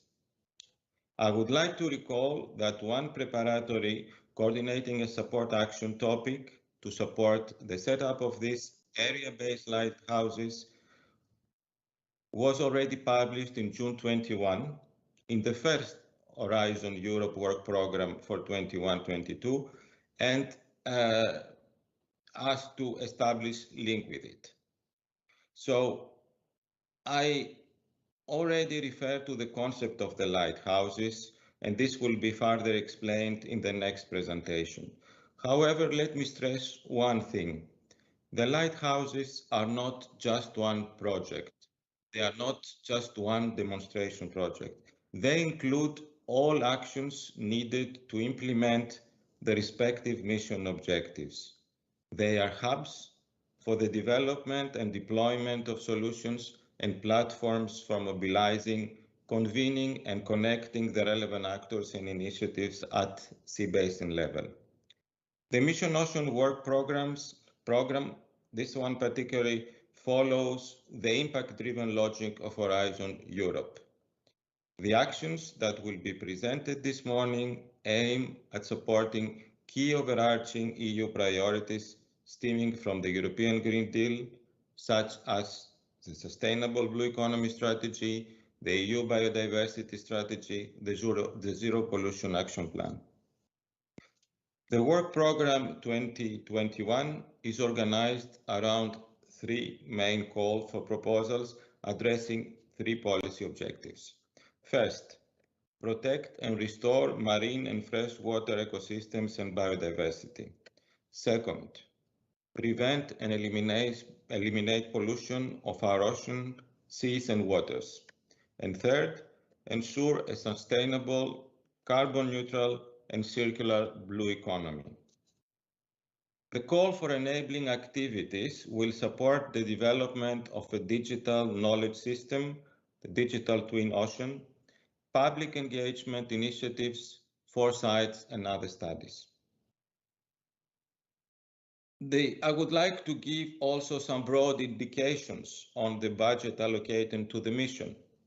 Horizon Europe provides initial funding to the 5 missions that Julien explained of up to 1.9 billion euros for the first 3 years until 2023, of which 344 million, about 344, I repeat, million are allocated to the mission Ocean and Waters. The indicative budget for this mission in 2021 work program is 114 million. So now let me recall that the calls and the topics that you will be listening about today have been officially open since 22nd of December last year, with a deadline for submitting proposals by 12th April 2022. So I'm sure you keep in mind this important date. So from my side, I would like to thank you for your interest in this work, recall the importance of your participation to the mission, contributing to this with the very challenging and very ambitious proposal, I would hope. And of course, I would encourage you to be part of this mission, contributing and applying to the calls.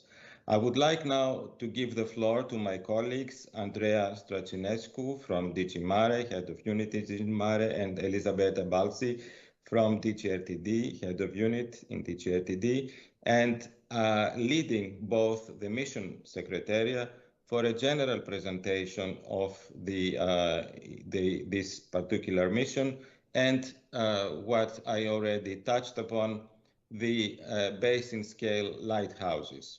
So that's all from my side. I would wish you all a very constructive day, and I hope that we all meet at the end of the journey with reaching our targets for this mission. Thank you very much. Thank you very much. Thank you very much, Christo. We will pass the floor to Andrea and Elisabetta very soon. They will be with us in order to present the presentation on of the mission and lighthouses.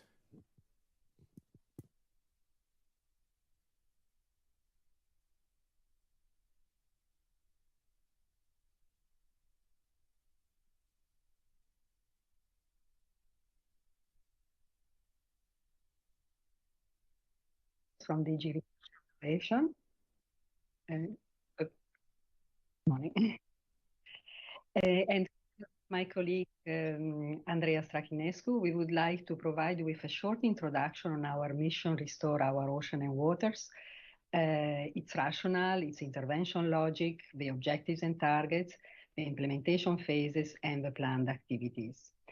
As illustrated already by our directors and previous speakers, the EU missions are new, strategic, broad mobilization initiatives which are promoted by the European Commission to bring concrete solutions to the greatest challenges of our time, and in our case, the challenge is restoring our ocean, seas, and waters.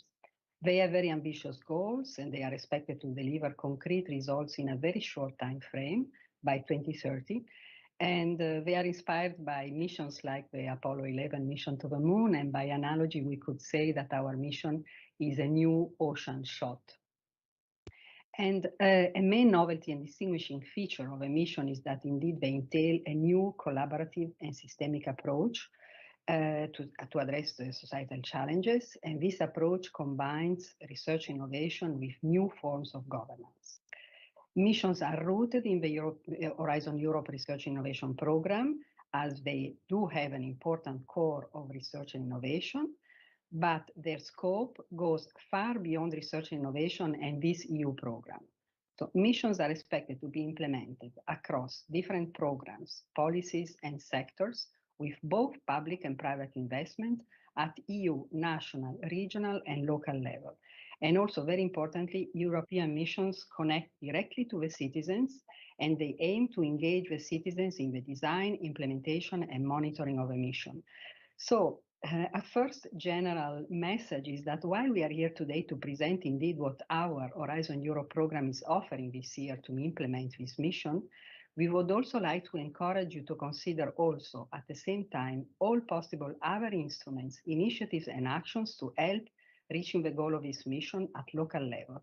Because only with a broad public mobilization involving member states, regions, local authorities, international partners, and the citizens at large, we will be able to reach the ambitious goal of this mission.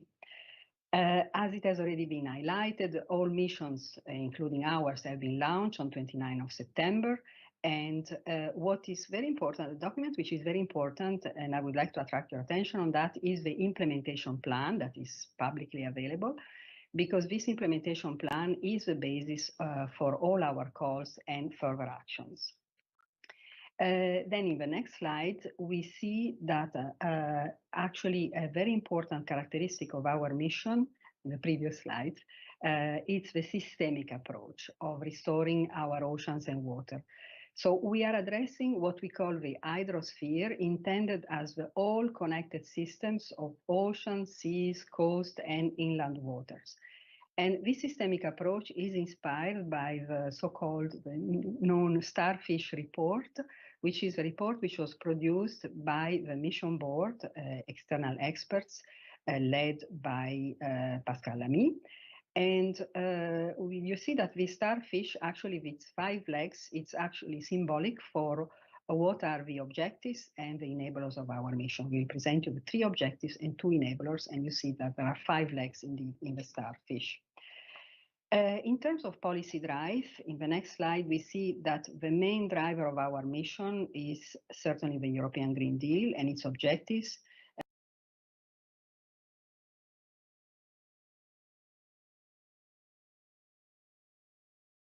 Case blue economy, including food, energy, and mobility systems. And the basic principle underlying our mission is that there cannot be a Green Deal without blue. So the European Union can only fulfill its European Green Deal objectives by restoring the good health of the hydrosphere, which covers around 75% of the Earth's surface. And there is an urgency to act. So in this slide, you see the overall objective of our mission, which is restoring our ocean and waters by 2030. And then we have 3 specific objectives, specifically protecting and restoring marine and freshwater ecosystems and their biodiversity. This is in line, of course, with the EU biodiversity strategy. For each of the specific objectives, we have specific targets. And here we are aiming at protecting a minimum of 30% of the EU seas and strictly protecting at least 10% of the EU sea areas. And also in terms of rivers and inland waters, we are aiming at least 25 kilometers of free-flowing rivers to be restored. So you see, there are very ambitious objectives with a very short time frame. The second objective is preventing and eliminating pollution of our oceans, seas, and waters in line with our EU action plan towards zero pollution. And here we also have specific targets of reducing by at least 50% plastic litter at sea, reducing at least 30% of microplastic, and at least 50% of nutrient losses and the use and risk of chemical pesticides. And the third objective is making the blue economy carbon neutral and circular, and this is in line with the European climate law. Here we have two specific targets. First of all, net zero maritime emissions, so eliminating greenhouse gas emissions from maritime economic activities and in the EU, and sequester those emissions that cannot be avoided. And second target is developing a zero carbon and low impact aquaculture and promoting circular low carbon multi-purpose use of marine and water spaces. So these are the three objectives of our mission. Our mission obviously provides major opportunities for reaching carbon neutrality, biodiversity restoration, and economic prosperity. And what I would like to mention to finish my part of this presentation and then give the floor to Andrea is that in addition to the three specific objectives, we see in the next slide that we have two cross-cutting enablers. So you remember the 5 legs of the starfish. Here comes the two next ones are the cross-cutting enablers, which are very important also. And the first one is promoting a digital ocean and water knowledge system. And the second one is public mobilization and engagement. So keeping in mind those three specific objectives and two enablers, then I will give the floor to Andrea, who will explain how are we going to implement this, and particularly with reference to the concept of the lighthouses, which are key sites to implement our missions. Andrea, the floor is yours. Good morning from my side, everybody. My name is Andreea Străchinescu. I work in DG Mare. I'm head of unit responsible for maritime innovation, marine knowledge and investments. And of course, together with our colleagues from RTD and from all the other services of the Commission, we develop what we present you today, of course, with the contribution of various stakeholders and member states. And let's move on from where Elisabetta left it. So we have the mission-specific objective. We have, of course, the ambition to have this implemented and to be able to address the pollution, the restoration, but the decarbonization all across Europe. But being quite complex, we cannot start in all places with everything. So what we put in practice is the concept of mission lighthouses. And we start working in different river and sea basins with the broad, of course, engagement of various stakeholders and putting in practice the principle mentioned in the implementation plan. So we are going to work around the Danube River Basin, addressing, of course, going up to the Black Sea, of course, as well, Mediterranean, Atlantic and Arctic, and Baltic and North Sea. So it's quite, I would say, complex, and already it was mentioned. So think of the lighthouses as something which is area-based, but not only, because what we want to put in practice with the various community of stakeholders is to build a community, to build a hub, to build a system that will allow all the innovative solutions to be put in practice, but also to engage with various stakeholders and citizens. And once more, and what is extremely important, we want to encourage the collaboration across sea basins and all regions to participate. More to be followed. Let's move to the next slide, please. We have different ways of working. So first of all, of course, the starting point will be to show in different sea basins that the objectives are achievable.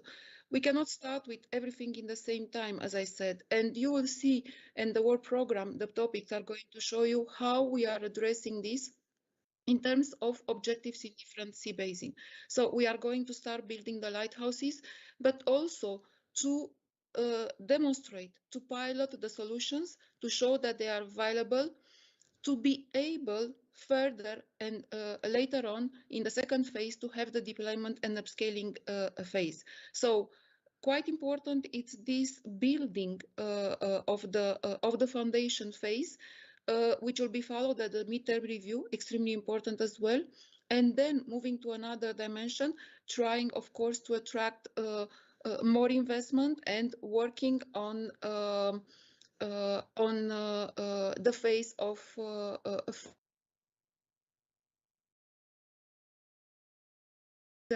to the next slide, please.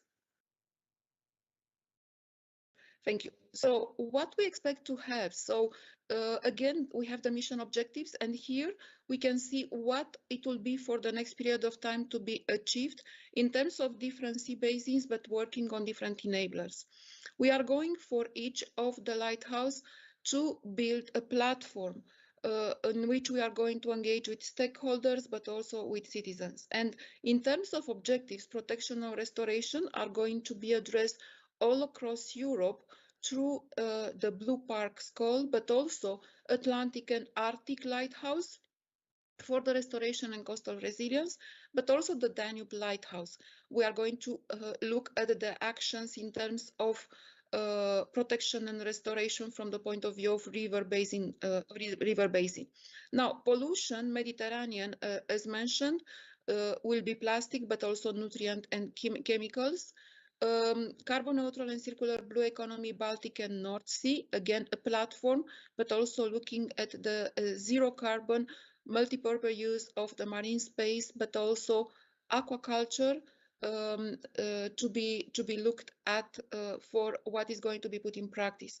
There are the two enablers, the digital twin of the ocean as one of the component of the water knowledge system, but also all the part on the citizen engagement that is going to be put in practice with the creation of the community, but also support from various initiatives as the European Climate Solidarity Corps, but also ocean literacy, youth ambassadors, school projects, and moving some initiative at the European dimension as the plastic pirates. Everything, as mentioned, will benefit from the platform, a mission platform in terms of support and monitoring, but also from an investment community. So let's move to the next slide, please. Now, here we wanted to present what are the enablers for the mission. Already mentioned, we have the digital twin, but also we have the public engagement in terms of engaging different citizens. So you will see all of this. The idea is that we are building on initiatives already happening. So we are not building from scratch, but we want to give value to all the ones already being outside and bring them to another step in terms of providing value for the mission, and also trying to build, as in the case of the digital twin, on all these results to be able to put in practice the infrastructure that we need. So digital twin, it's the marine knowledge. Without marine knowledge, we cannot do something sustainable at the level of the sea. So building on what was achieved, it's one key principle. And you will see this in the calls as well. My colleagues are going to explain you. So let's move to the next slide. So what program, it will be presented in details. I'm not going to enter into this. You are going to hear from my colleagues which are the calls. The idea is that we concentrate on lighthouses. We concentrate in the main sea basin. We want to support the policy objectives of the European Green Deal, as already presented earlier, like the biodiversity strategy, zero pollution action plan, sustainable blue economy, and of course, based on all the reports the one that was developed by the board, but also the implementation plan. So these calls are going to support the first phase, which is development and piloting for the period 2021-2025. Let's move to the next slide, please. So we are going to have 3 calls that are going to be presented to you in detail, and 1 call supporting the digital twin and the public engagement. So indicative budget 140 million, call deadline 12th of April 2022. Extremely important. Think at the fact that we do not work only on sea basis. My colleagues are going to explain you We want to encourage the collaboration across the basin, and we want also to allow regions that are outside some regions to engage in the call. We introduced the concept of associated regions. So there is a place for anybody to engage and to contribute to the objectives that we want to put in practice, of course, in terms of restoration, pollution, and decarbonization. I think that this was my last slide. So calls that are going to be presented: protection and restoration of freshwater ecosystem and biodiversity, marine and freshwater, but also prevention and emission of pollution, sustainable carbon neutral and circular blue economy, and the call dealing with enabling activities for the mission. There is one more. So question and answer. You have the possibility to use Slido.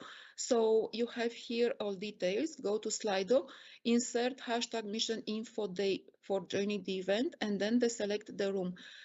Try nevertheless, in order to allow us to provide the answer that you are looking for, to relate to a specific topic, to relate to a specific call. So put numbers and then address your question. So this was my last slide for sure, and now we are going to specific topics. So we enter in the work program 2021, and we are going to hear from our colleagues that are going to present us the details of the call. Thank you very much.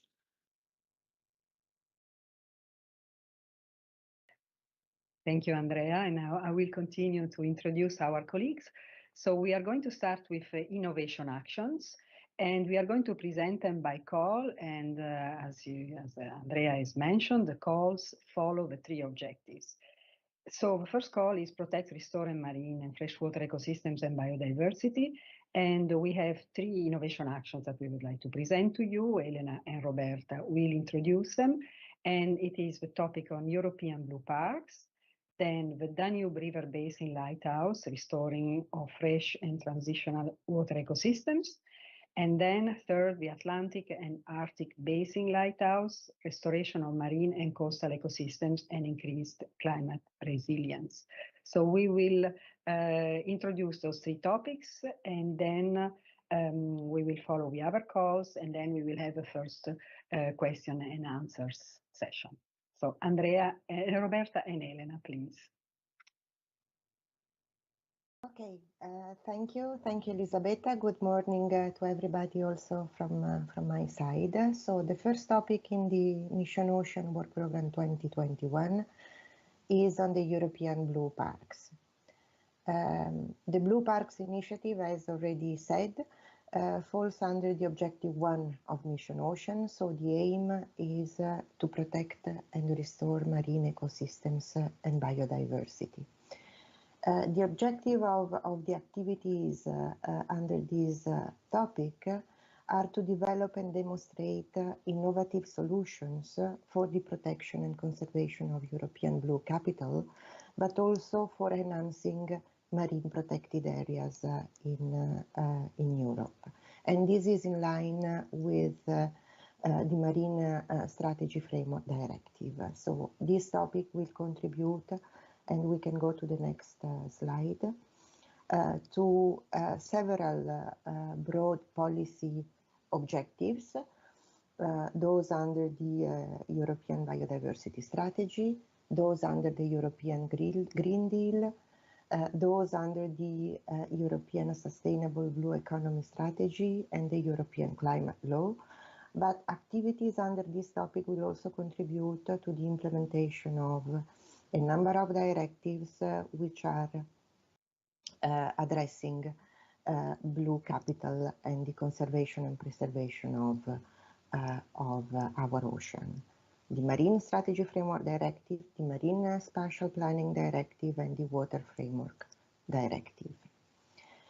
Activities under the Blue Park topic are expected to deliver a number of results. In particular, we expect the activities to contribute to the achievements of the 30% target of EU marine protected areas, and also to the 10% target of strictly protected areas. Activities are also expected to enhance integrity and resilience of marine ecosystems, including coastal areas, and the creation of blue ecological corridors. We also expect activities to enhance a sustainable use of marine resources and to deliver sustainable services. And of course, activities will also have to contribute to improve management of protected areas and intervene at the level of the governance.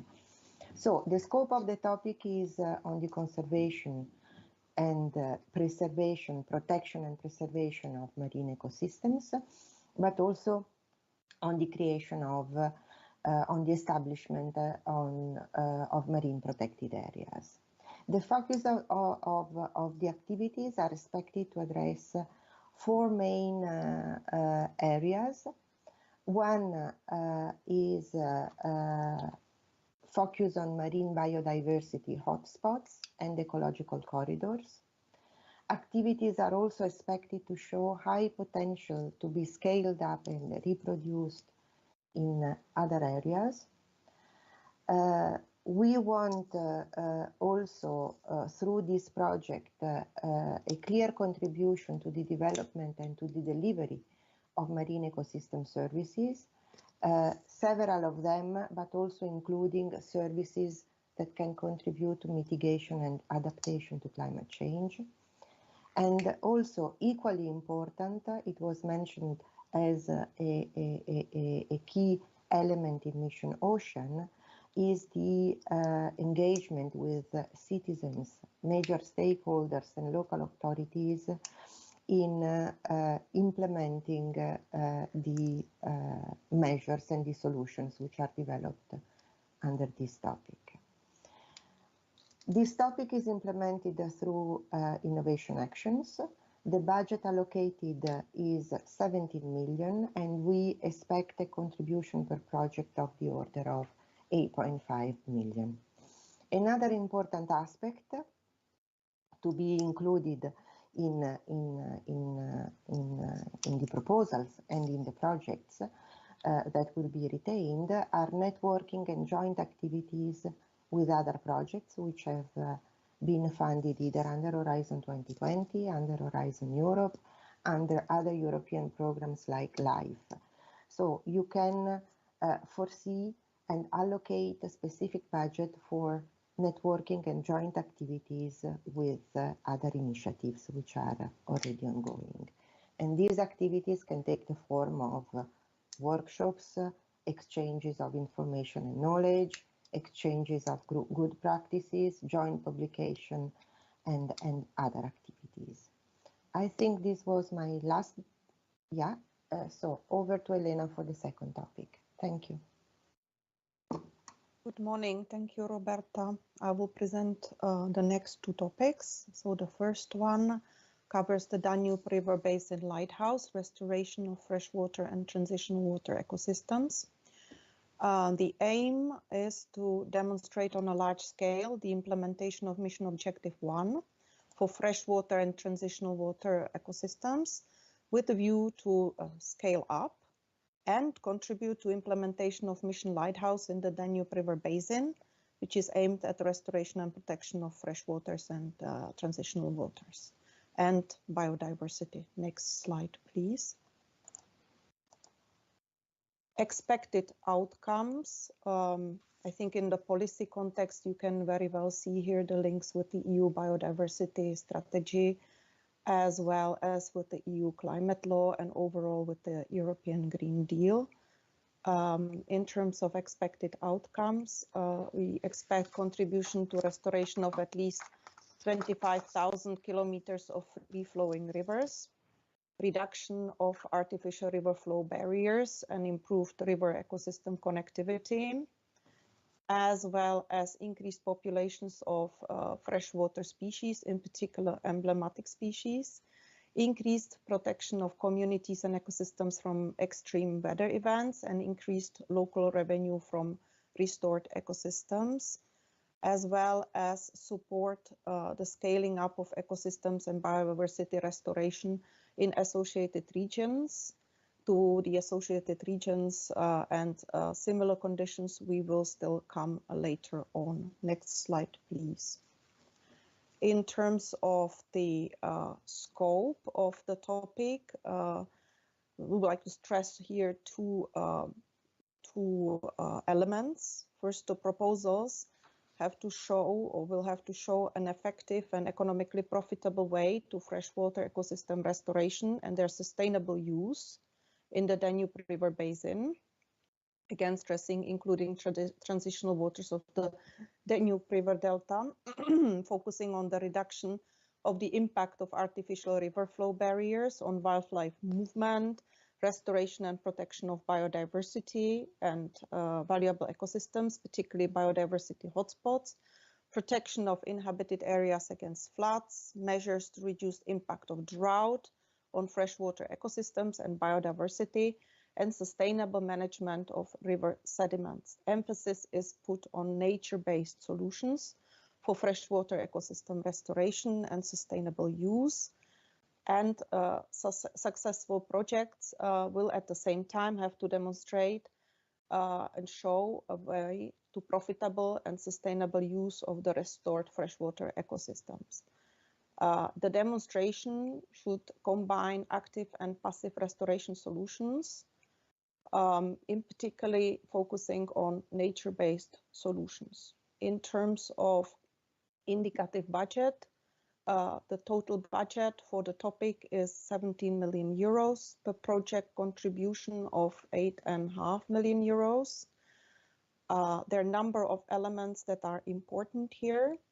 First, additional eligibility conditions apply. We will come to those later. The topic entails the possibility to give third-party grants to associated regions. Emphasis is on scale-up and impact drive, so the measures should be really impact-driven. Emphasis is on nature-based solutions and on support to local economy and social and economic transitions. Next slide, please. So the next topic is the topic covering Atlantic and Arctic Basin Lighthouse, restoration of marine and coastal ecosystems and increased climate resilience. The aim is to demonstrate on a large scale the implementation of Mission Objective 1 for marine and coastal ecosystems, again with a view to scale up. I would like to also emphasize that this Mission Lighthouse is a joint lighthouse with Mission Climate Adaptation, so it also contributes to climate adaptation and mitigation. The topic should contribute to implementation of Mission Lighthouse in the Atlantic and Arctic sea basins, aimed at restoration and protection of the coastal and marine ecosystems, biodiversity, as well as mitigation and adaptation to impacts of changing climate system. Next slide, please. So I think the policy context is very clear here again. We are within the Green Deal context with focus on the EU biodiversity strategy, and we have also here contribution to EU climate law. Expected outcomes. Here we expect implementable blueprints for making communities climate-proof and weather resilient, technological, logistical, social and economic innovations for the restoration of marine, coastal and river ecosystems, as well as blueprints for implementing innovations through basin-scale cooperation in the Atlantic and Arctic, and contributing to the implementation of European Green Deal, EU adaptation strategy, EU biodiversity strategy, and a number of other strategies, as well as better informed citizens and decision makers and better governance. Next slide, please. In terms of scope of the topic, the proposals are expected to focus on restoration of marine ecosystems at a large scale through reduction of pressures, for instance, from fishing, pollution, extraction, etc. Application of ecosystem-based management, nature-based and building with nature restoration measures that are boosting resilience to climate change and mitigating its impacts, other locally adapted restoration measures. Proposals should focus on demonstration activities through nature-based solutions that boost coastal resilience, for instance, oyster reefs, kelp forest, wetlands, and salt marshes restorations. And the proposals should explore different pressures and climate adaptation in a systemic way.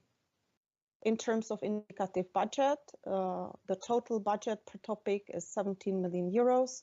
Per project contribution is in the range of 8.5 million euros.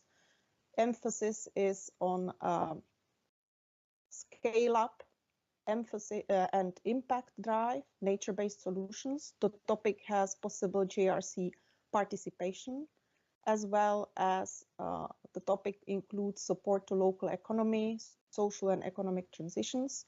And as I mentioned for the previous topic, additional eligibility conditions apply, as well as a possibility to give grants to third parties, associated regions, and we will come to these conditions at a later stage during these presentations. So this is all from my side, and thank you for your attention.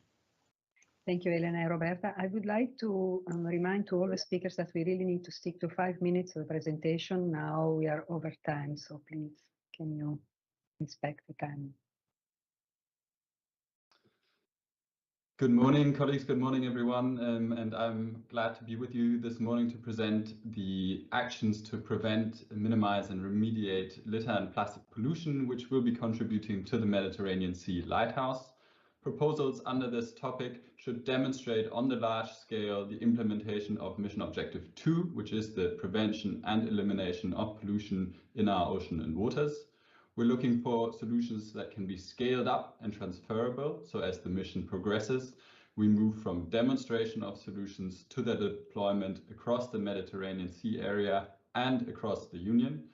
And projects under this proposal will contribute to the lighthouse in the Mediterranean Sea, which by developing concrete solutions to prevent and minimize plastic litter and microplastics. Next slide, please. This mission is a key contribution to the European Green Deal, and Objective 2 of this mission contributes directly to the relevant targets of the Zero Pollution action plans, which are applicable to the aquatic environment. As outlined already by Elisabetta, this is for Objective 2, in particular, the 2 targets to reduce plastic litter at sea by 50% and reduce the inflow of microplastics into the environment by 30% until 2030. The projects should also contribute, of course, to important policies such as the Marine Strategy Framework Directive and Water Framework Directive. In terms of expected outcomes, proposals should reduce pollution from litter, plastics and microplastics in the Mediterranean Sea basin in line with the Zero Pollution Action Plan and the Convention for the Protection of the Mediterranean Sea Against Pollution. It should contribute to the Marine Strategy Framework Directive requirement to reduce beach litter to less than 20 items per 100 meters of coastlines.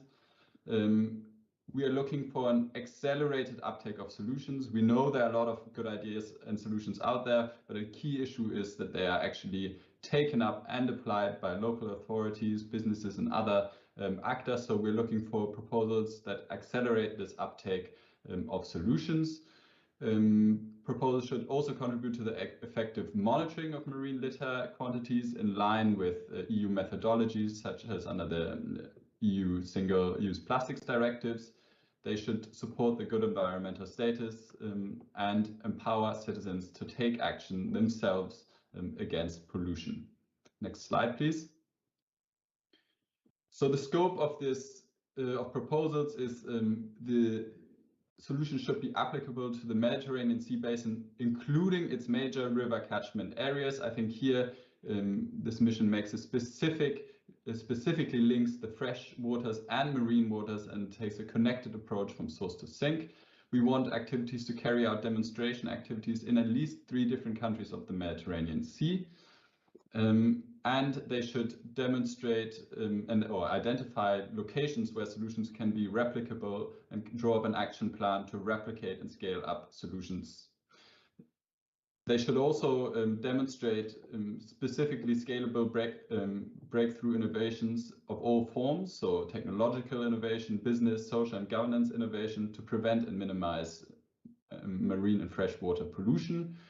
They should follow the zero pollution hierarchy as outlined in the zero pollution action plans and may include such solutions as upstream litter prevention through design, the substitution of less polluting substances and materials, a more circular design of fishing gear, including improved repairability and durability, solutions for identifying, tracking, and the recovery of accidental container loss and of fishing gear, and the collection, sorting, recycling, and reuse of waste. Note that we are covering other forms of pollution in later calls and in other parts of the program, but solutions under this topic should not increase other forms of pollution, including noise in the environment. The indicative budget is 16 million euros, so we're looking at budget contributions per project of around 8 million euros and expecting 2 projects under this call. There are some important eligibility conditions that we'll be applying. Some will be outlined later on, but the emphasis, as in the previous topic, is really on the scale up and the impact drive to support local economies in their transitions towards a more sustainable and less pollution-free environment. Importantly, the JRC projects under this proposal can also benefit from JRC participation. And with that, I'd like to thank you and give the floor back to Elisabetta. Many thanks, John. And then we would like to pass to the last presentation of innovation actions in the third call, third objective on sustainable, carbon neutral and circular blue economy, which will be presented by Nikos Dampoukas.